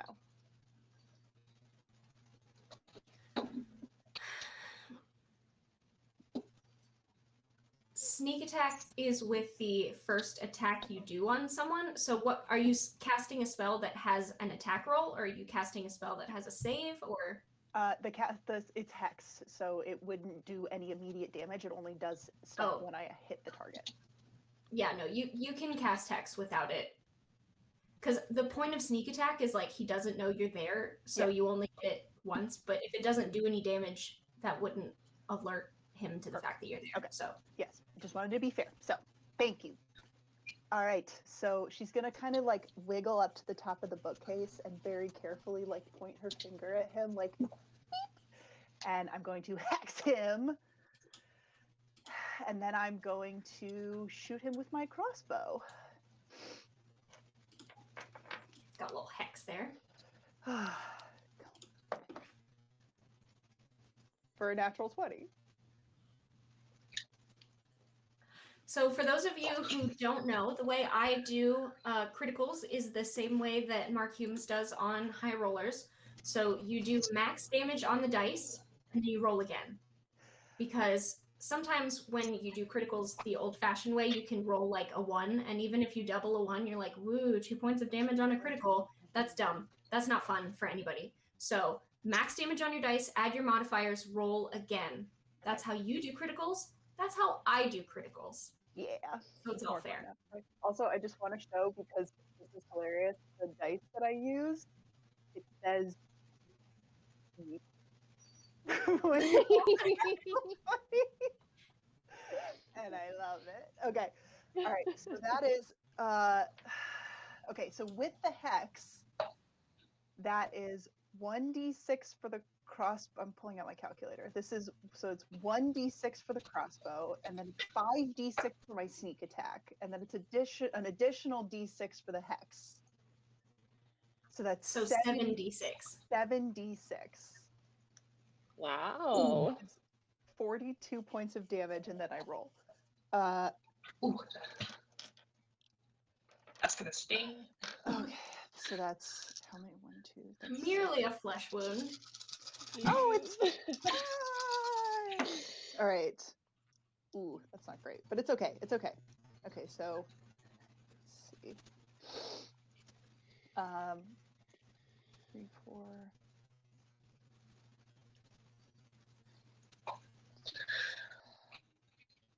So that's plus equals. So it's going to be 62 total points of damage. Ouch.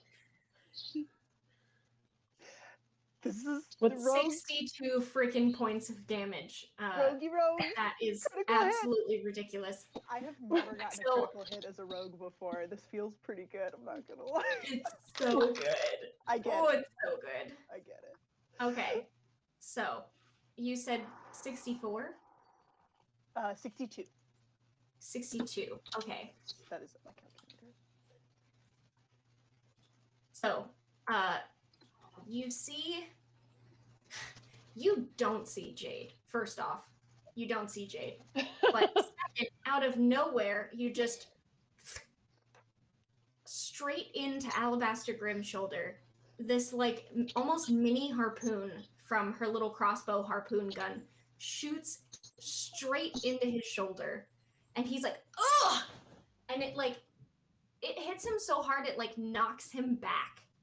But you see the red like shield around him like glows and kind of like boom, and it doesn't do as much damage as you thought it was gonna do, but it hits. And he's like totally like gobsmacked right now. That was really exciting. I'm not gonna lie. Okay, that's the end of my turn. I'm good. So I'm just like hanging out at the top of this bookcase. That was a fantastic turn. Okay. I'm assuming you're using your bonus action to hide, or no, your bonus action is hide. Yeah, the hex was the bonus, so I'm just up here, so he knows I'm here now. So you're just there. Okay, sweet. Okay, next up, Misty. All right. So, your friend turned into a shark. Mhm. Your other friend shot an arrow straight into this dude's clavicle, and he cast something at your shark friend and gave himself some sort of red armor from the red crystal that seems to have negated some of the damage that Jade did. And otherwise, it's just, you know, normal day. It's a Sunday. What you got going on? What you doing? I am going to cast summon elemental. Sticking with the elementals. And so right next to him, I'm gonna summon a water tentacle monster. And so he's just gonna start forming out of the water and have these giant water tendrils. And that takes my entire action to make him. I love it. That's awesome. Water tentacle monster. Here, I have a tentacle right here. I like it. Yeah.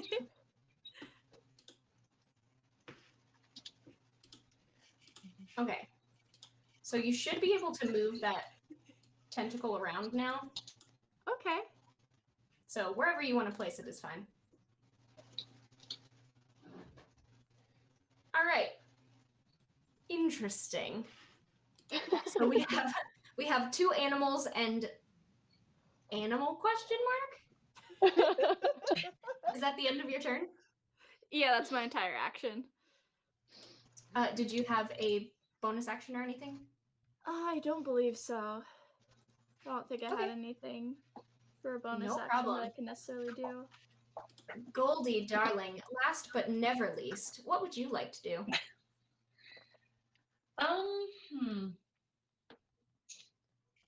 I'm gonna cast Shatter on that red gem. I do love me some shatter. Make an attack roll, please. My notes. Oh, that's a natural 20.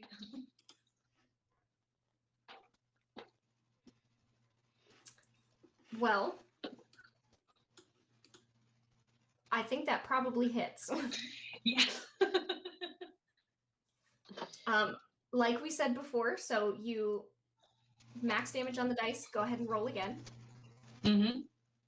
So, I'm just gonna collect all those dice up. I know, it's a hard life.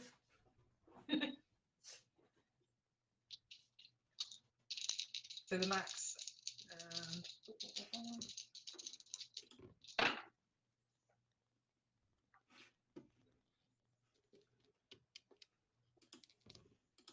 So I think in total that's 39 points of damage. Okay, 39 points of damage, and this was to the red gem? All right, so you hold out your hand towards this gem, and you guys all see it shatter. Like, it shatters into glitter. Like, it just... And as it goes, I'm just gonna cover that one. As it, like, explodes, you see the kind of armor force field around him dissipates. And he goes, oh my. All right, would you like to do anything else, Goldie? I'm just going to shout at him. Ready to give up yet?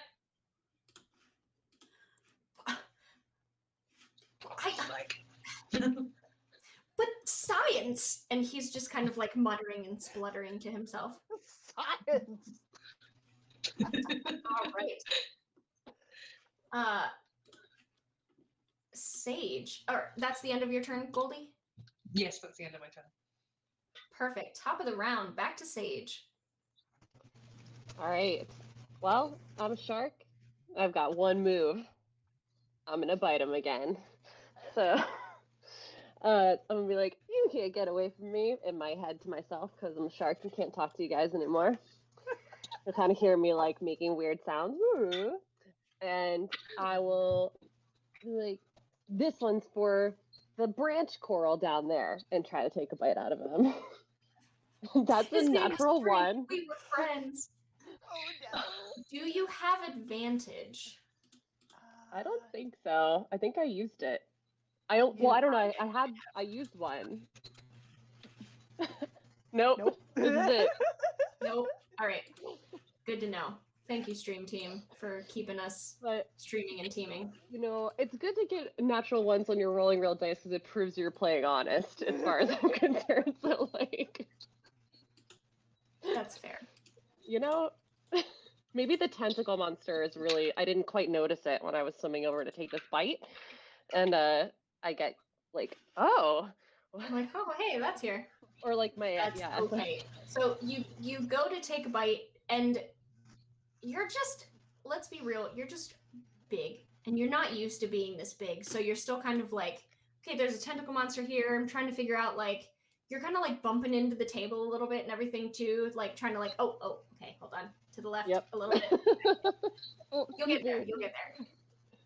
It's all good. It's all good. It happens to the best of us. Is that the end of your turn? Yeah, I'm not gonna use my bonus action this turn. Well, I guess I'll yeah, I think I'll just stay right where I am. I'm a little embarrassed, like you said, so I'll just. It is Dexter's turn. Dexter's going to do the same thing. He's going to come over and he's going to try and take a little bite. And he has this advantage and he has one more. He's going to come. Dexter is going to come over here. because the tentacle's like in this area, right? But Dexter's kind of like over behind it, and now flanking. Anyway, not everybody uses flanking rules. I do, by the way, because I think it makes sense. And also I do what I want. So, Dexter just rolled a natural 20 with that advantage. There's So, balance in the world. We had 3 natural 20s and a natural 1. We have no in between. We are all or nothing. So let me roll that max Dexter damage. Yeah. Get him, baby.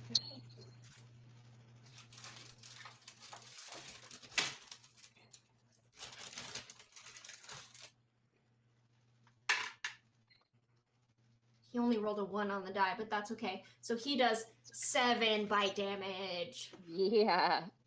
On his ear or something. Yeah. He's like following the hat to keep nibbling on the hat and ends up like getting his ear, trying to like eat the jellyfish hat. But it works out in everybody's favor. So that is the end of Dexter's turn. It is Alabaster Grimm's turn. And Alabaster is going to go, oh my, oh dear, oh my. And he is going to turn and he's going to, and he's going to point his finger at the yellow crystal, and a yellow force field kind of comes up around him. He goes, okay. And he is going to cast,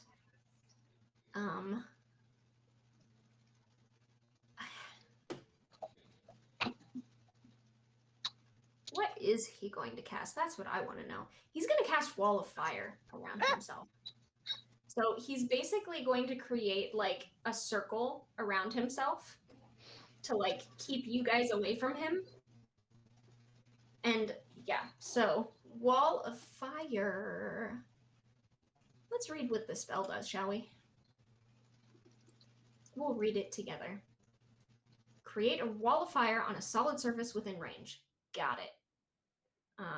It can be up to 20 feet high. That works. It's going to be a ring. Perfect. Each creature within its area must make a dexterity saving throw. On a failed save, a creature takes 5d8 fire damage, or half as much on a successful save. So obviously the side of the wall that's going to be the damage side is the side that you're on. The side that's not is going to be the side that he's on. So that is going to be... Let's draw it. Let's see. It says 20 feet ringed wall. So that is that. So that's going to be Dexter, Dexter, Sage, and the Tentacle are going to get pushed out by this wall. And I need you to make dex saving throws. I will make the Dexter dex save. That is a 9 for your giant shark, girl. Oh no! Dexter got a 17, so Dexter's doing pretty good.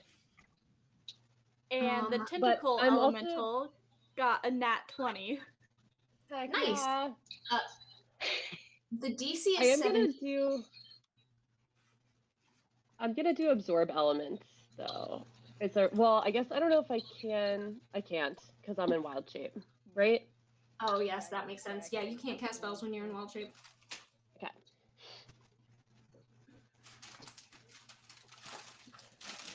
You'd think that I would just have all my dice out and ready by now. Let's see.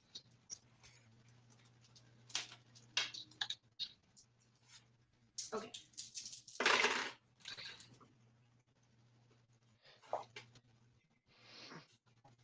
Okay, so that is 21 points of fire damage if you did not get above a 17. If you got above a 17, you take 10 points of fire damage. For the people who are like in the area. Mm-hmm. And you can hear like muffled on the other side of the flames because the firewall comes out and it's not fire, obviously it's underwater, but like it's like boiling, rippling water that's like so hot you can see it like steaming and just moving, vibrating way faster than the rest of the water around you. And you can hear from inside is kind of like, so now, ladies, if you would just leave me alone. No. No. That is going to be the end of his turn.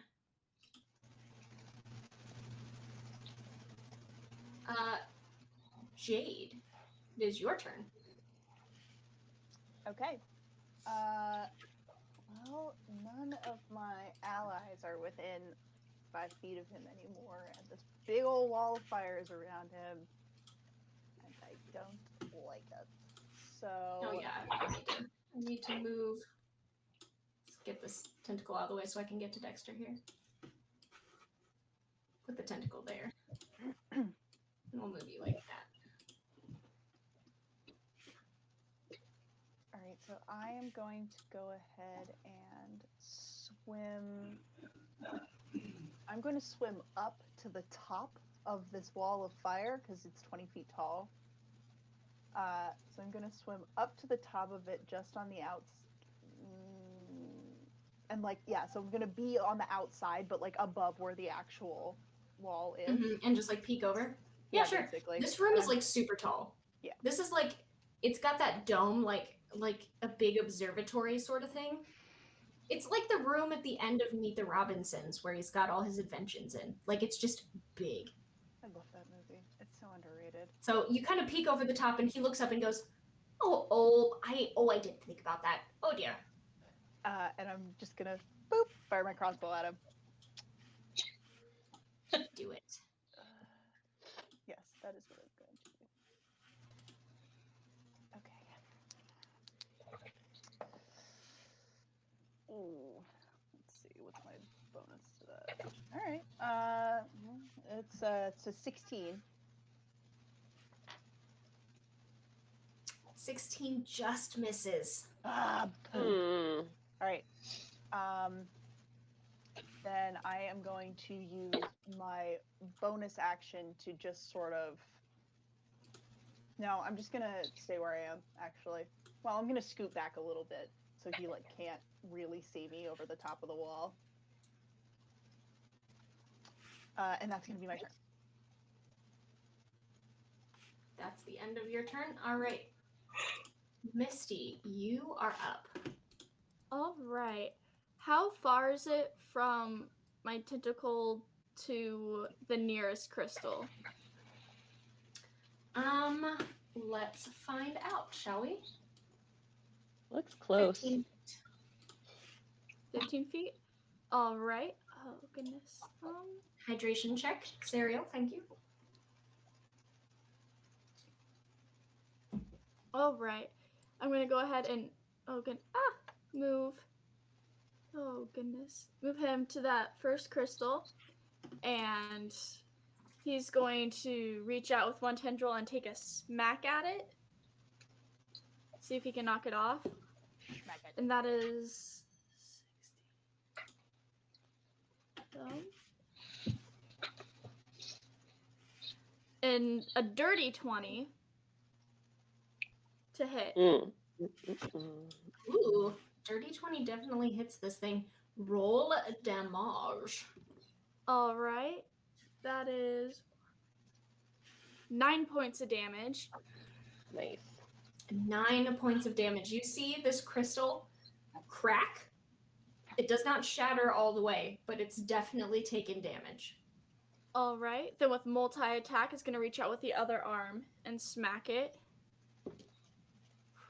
And that's a nat 1. We really are all or nothing. 20 and a 1. It'd be like that when you're on stream. Right? Yeah. But you get the feeling you're on the right track. So. All right. And you make me feel not alone in my not one land, so. All right. And I believe that's it for my turn. Can you move? Do you move separately from the monster that you summon, or it is your turn? Commanding The elemental is my turn. Okay. Perfect. Goldie, it is your turn, darling. Okay. What do I want to do? I am going to. What am I going to do? Oh, I should have thought about this. I'm going to cast fear on him.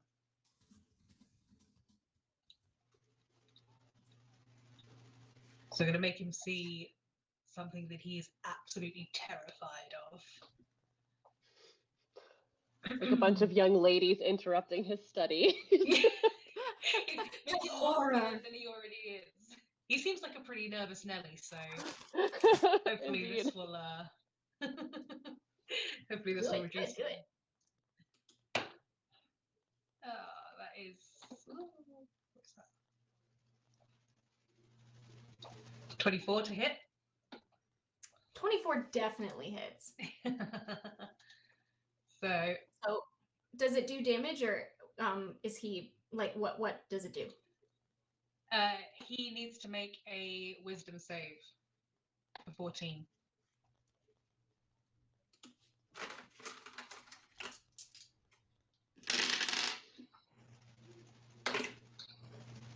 Nat 16 on the die. Oh,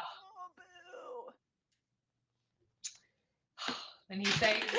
Gracious. Damn it. Okay. So that didn't work. So I'm going to use it for my bonus action. So I forgot I can do this. I'm going to point at who's nearest to me. Either your shark friend or Jade or Misty, it looks like. I'm going to point at Jade and say, I believe in you, babe, and give you bardic inspiration. Cool. Hey. What's the dice for that one at this level? I don't know actually. Let me double check. Maybe D8? I can't remember. I think it's a D8. I think it's a D8, yeah. Yes, it's a D8. Okay. All right, is that the end of your turn? That is the end of my turn. Wave my fin. Okay. Oh, We are actually, going before, to take another. before the end of my turn, actually, I'd like to move. Yeah. I'm Good just going to plan. swim. Yeah.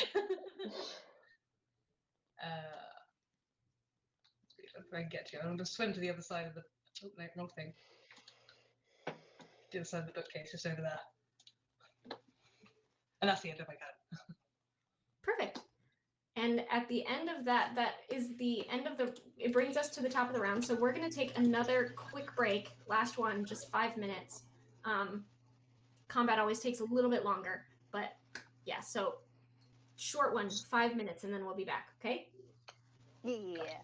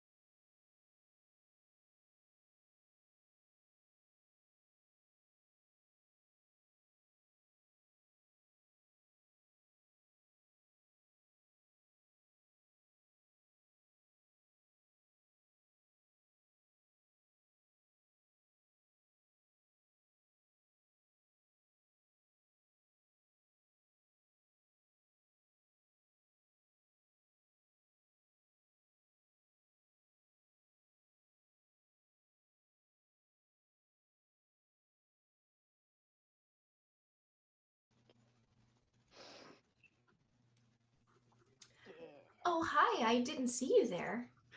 Yeah, I did. I just played off. It's fine.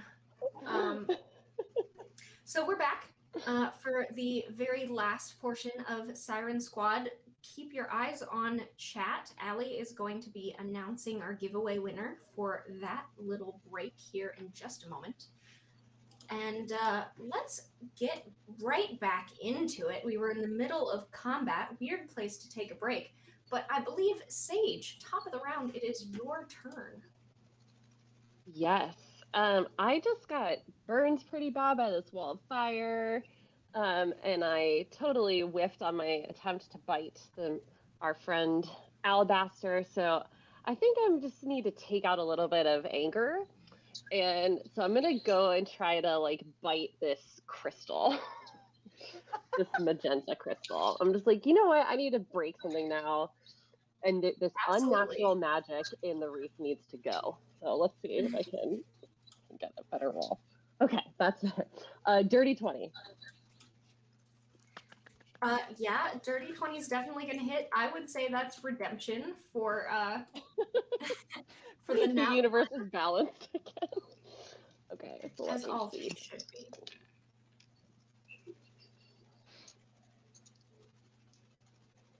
Okay, 15 bludgeoning damage. And my attacks count as magical because of the level of druid that I am. So for whatever that's worth. Nice. Yeah, so you take a chomp out of this crystal and basically bite down on it like it's rock candy and just crush it. It doesn't taste like anything, like it like sort of magically dissipates and disappears as you break it. But yeah, you take a little chomp, little bite, and the pink one is also gone. Like that's better. And then I'll use the rest of my movement to swim to the next crystal in front of it, so I could like maybe I can block it from view from Alabaster. Yeah, there you go. All right, and that's the end of your turn. Mm-hmm. Next up is Dexter, and Dexter is not enjoying this wall of fire. It's not his Baby. But he did see his tentacle buddy come over here and try and smash at this thing. So he's going to also come over here and bite at it because that's what friends do. So. You didn't know this, the grand finale would be all of us biting crystal. Oh, wow. That sounds weird when you say it out loud. Sometimes that's what it is. So he gets a dirty 20 to hit too. Yay, Dex! And he only does 3 points of damage, but it is enough with the damage already done to this that the orange crystal is also shattered into pieces. As you guys look over and see this big tentacle just like wah, wah, wah, and Dexter's like on it. Like they're like taking turns. Yeah, teamwork. And that is going to be Dexter's turn. And now it is Alabaster Grimm's turn. He still has the yellow force field up on him. Mm-hmm. And let's see. What does he do? Wall of Fire is concentration. Interesting, isn't it? Well, okay, so he is going to... I know what he's going to do. He's going to also swim up to the top of his wall of fire and just peek his little head out and go, I would much prefer that you just leave. This is not how I intended to spend my day, and I am quite put out by this. I just must insist that you leave, please. And he is going to cast Cone of Cold, just peeking up over his wall of fire, and he's going to cast it. Let's see here. It is a 60-foot cone. Wow. So I believe he gets Jade and Misty. Yeah. Yeah. And 60 feet is pretty big. It is, but cones start with like, so Right. like this is Little. 1, this is 3. Yeah, like You know, it just So- occurred to me that there's probably something in Roll20 that you can do for that. there should be, but I haven't found Yeah. it. If there is one, Are you listening to us, Roll20? Yeah. come on, roll Just be 20, put it like- together. It should just be like a thing that I can pop up Anyway, in your so we're beta. just gonna go ahead and say for now that it is Jade and Misty. So I need both of you to make Constitution saving throws. Okay.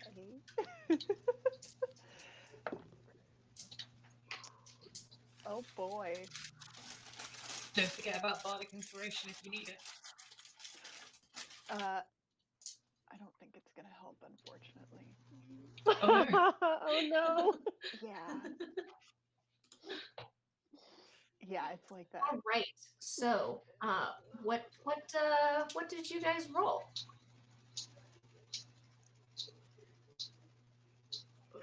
5. Okay. Hope. And I had a 12. Oh, perfect. Both of you fail. Hold on.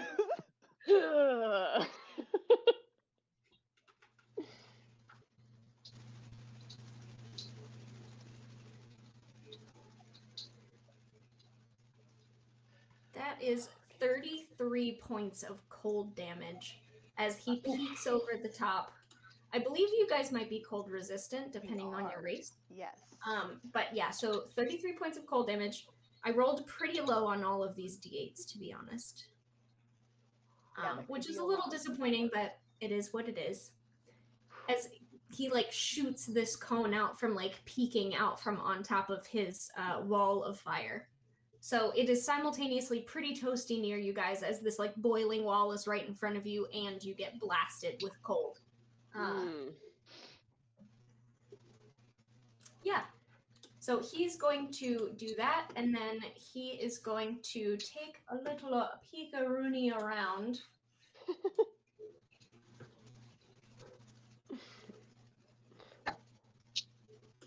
Yeah, and he is going to appear over here. And that is going to be the end of his turn. Jade, it's your turn. And you can see now that he's out of the wall of fire, he is looking pretty.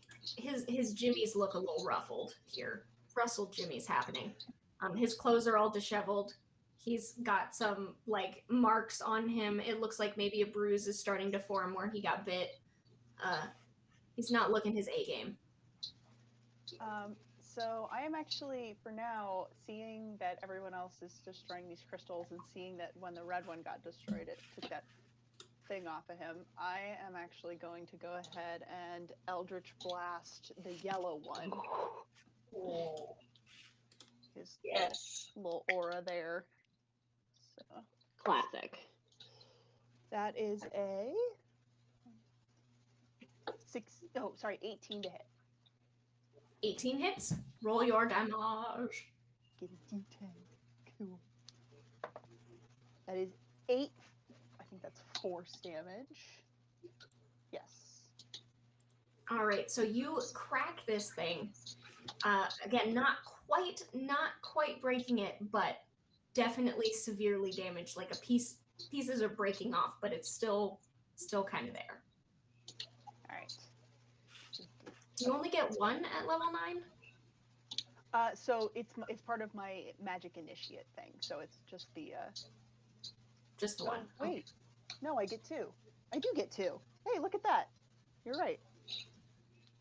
Hey, cool. All right. Second one that's better. 19. 19 hits. 7 Eldritch Blast 7. damage. All right, so you see, what does your Eldritch Blast look like, by the way?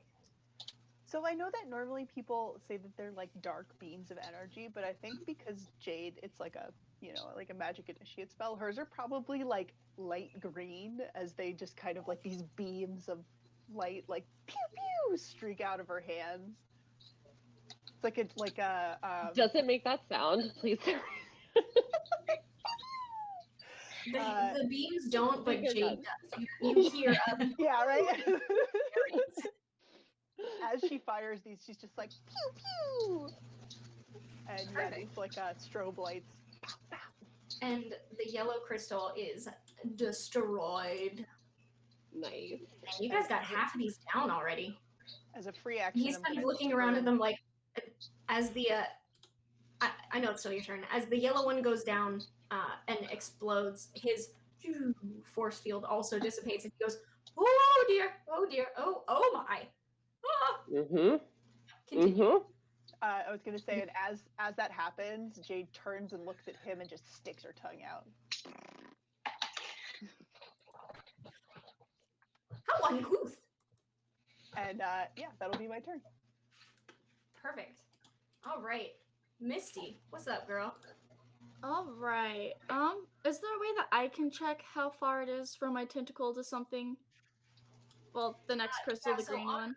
On Roll20 on the left, there's a little toolbar, and one of Yeah. the tools is like a circle with a little ruler coming out. It looks like a power button or like an upside down cube. So Mhm. if you click on that one and click anywhere and drag, it will show you. Oh. Oh no. Oh no. Multiple things. Aw, that's too bad. Wait. 40. It's right here. And then you'd be 10 feet away if you moved 40 feet. Yeah, I have a 5-foot reach, so I'll have to move there, but that's all I can do. I'm 5 foot away from to hit it. Oh, here. It will probably make a little more sense if I just. There you go. That looks a little bit closer too.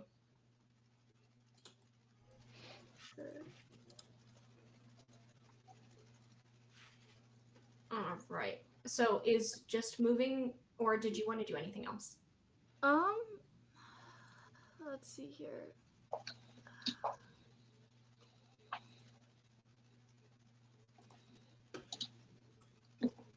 Also, shout out to the Nat 30s, which great show, by the way. They also have their own Twitch channel. You should totally check them out. But congrats on winning the Dragon Dice. Mm. I think the Dice Hex box. Yes, from Elderwood Academy. Congrats on that. Make sure you get in touch with Allie so that she can get your shipping information and get that sent out to you. So, and then we have one more thing to give away at the end of this game, which is soon, considering how much damage you guys are doing. You guys are rocking this. Yeah. All right. So I move the elemental, but I'm gonna take like the actual action as myself, and I'm going to straight up attack Alabaster, and that is a 17 to hit. Go for it. 17 just hits. Oh, and he does not have awesome. his little shield on. And that's 12 points of damage. 12 points of damage. He's looking hurt. Oh, how do you attack him? Is this like a melee attack? This one's ranged with, where did that go? I believe it's some sort of bow. I'm sorry, I can't find it on the sheet. No, that's fine. It's one of my bow attacks.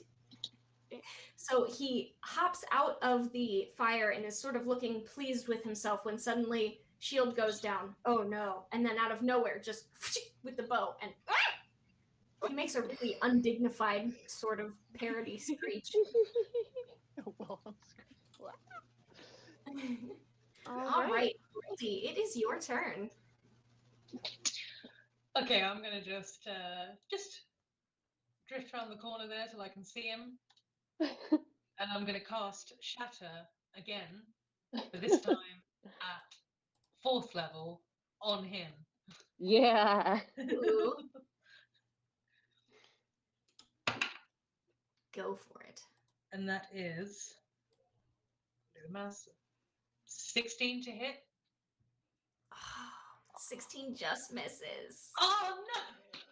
Oh. As it just kind of shoots right past him. And you see at this point he's kind of like cowering and like, oh my.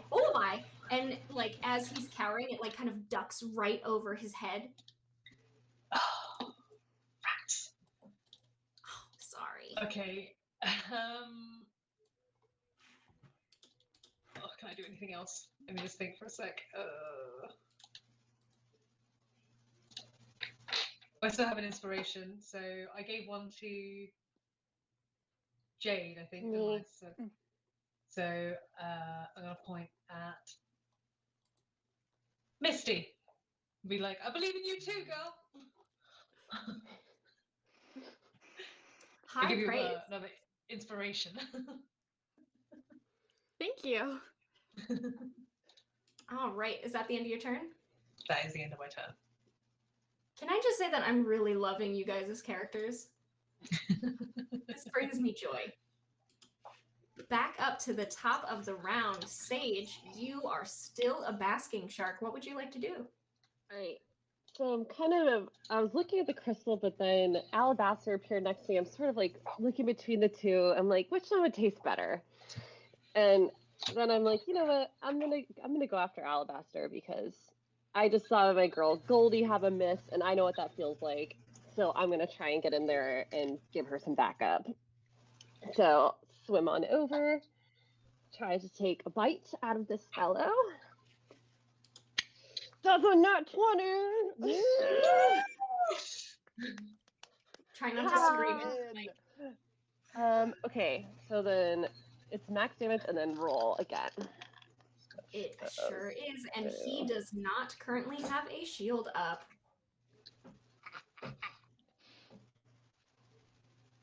Because somebody shot it with Eldritch Blasts.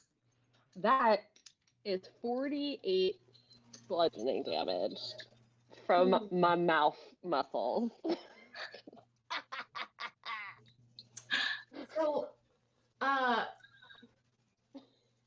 is this lethal damage or non-lethal damage? What Because stat would I he use to has determine 45 if I'm left.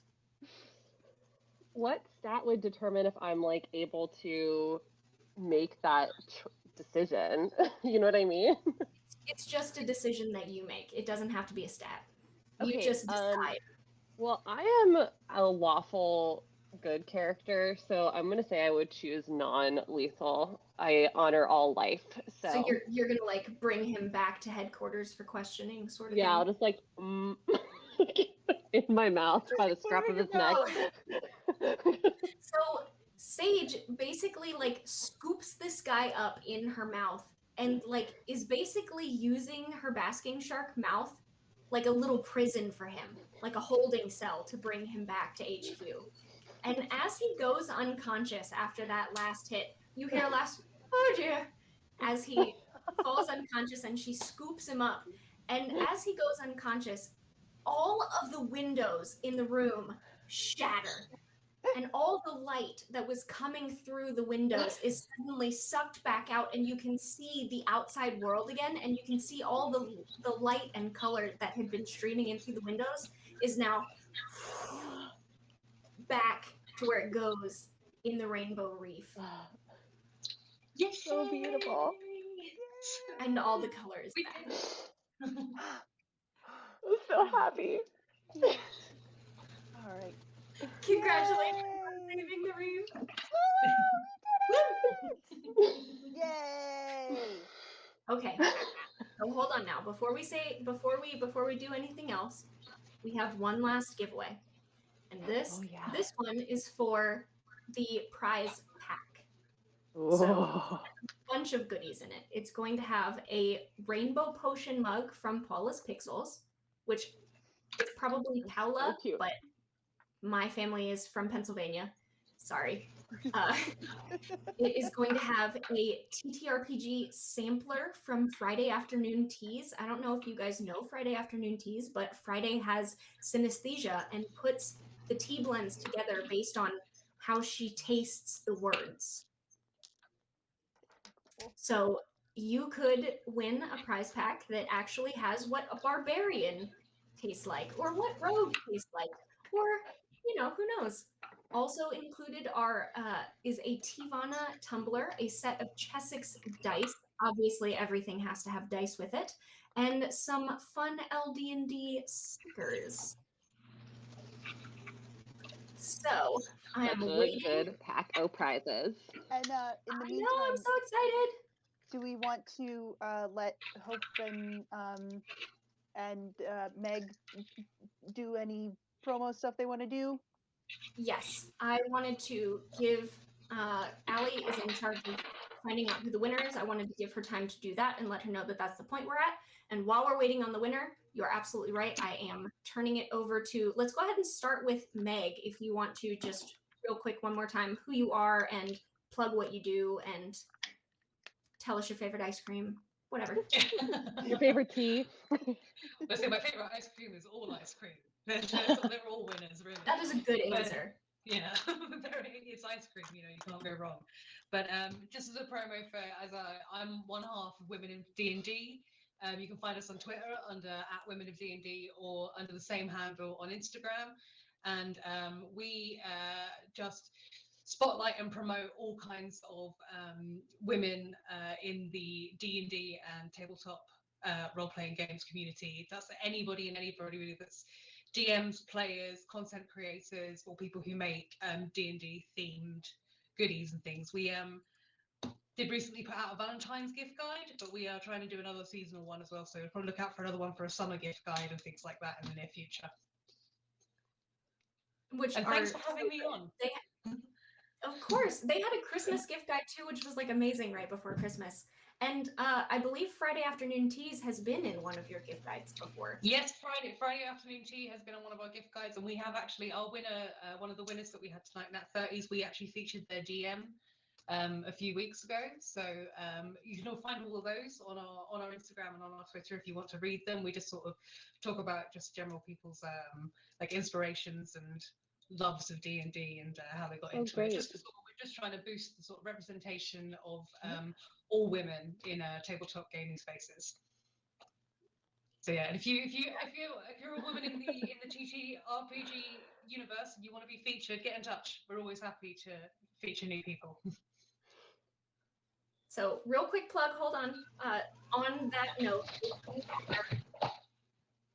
a woman in TTRPGs or female aligned non-binary, which some people mean physically, I don't care what you physically look like. If you feel like you're woman adjacent, whatever it is, and you want to join our Discord, there is a link below for the Discord. You should come hang out with us. We're super fun. The memes channel is lit. We like lit. We've got wholesome memes. We've got stream things. We have wholesome games. We have non-wholesome games. We have help and support for DMs. We have all sorts of things. So if you would care to join us, check the links below because you should come be our friend. And that is my plug. Lastly, but never least, Hope. Honey, tell us about yourself. Hi everyone. I'm Hope from Hope for TTRPGs, and this project is dedicated to helping TTRPG content creators find support, success, and community. So very similar to the ideals of everybody here.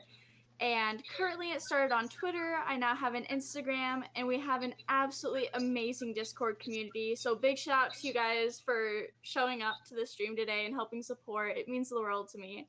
And so I'd love to see you guys in the Discord or around on Twitter and Instagram. It's a great group, and we just want to help support everybody and help everybody succeed with their TTRPG endeavors. And then I'm also an influencer for Gemmed Firefly t-shirts. So all these things are also, you can find them in my bios on Twitter and Instagram under the link tree. They're an amazing t-shirt company. The designs are unique, absolutely amazing. The softest t-shirts ever. So like, as someone with like sensory stuff, like, oh, those t-shirts are fantastic. And so if you use my code HOPE15, you get 15% off your order, so it's definitely worth it. Gotta go check them out too. Nice. And then Sam, Vanessa, do you guys have anything that you want to plug? I mean, the floor is yours.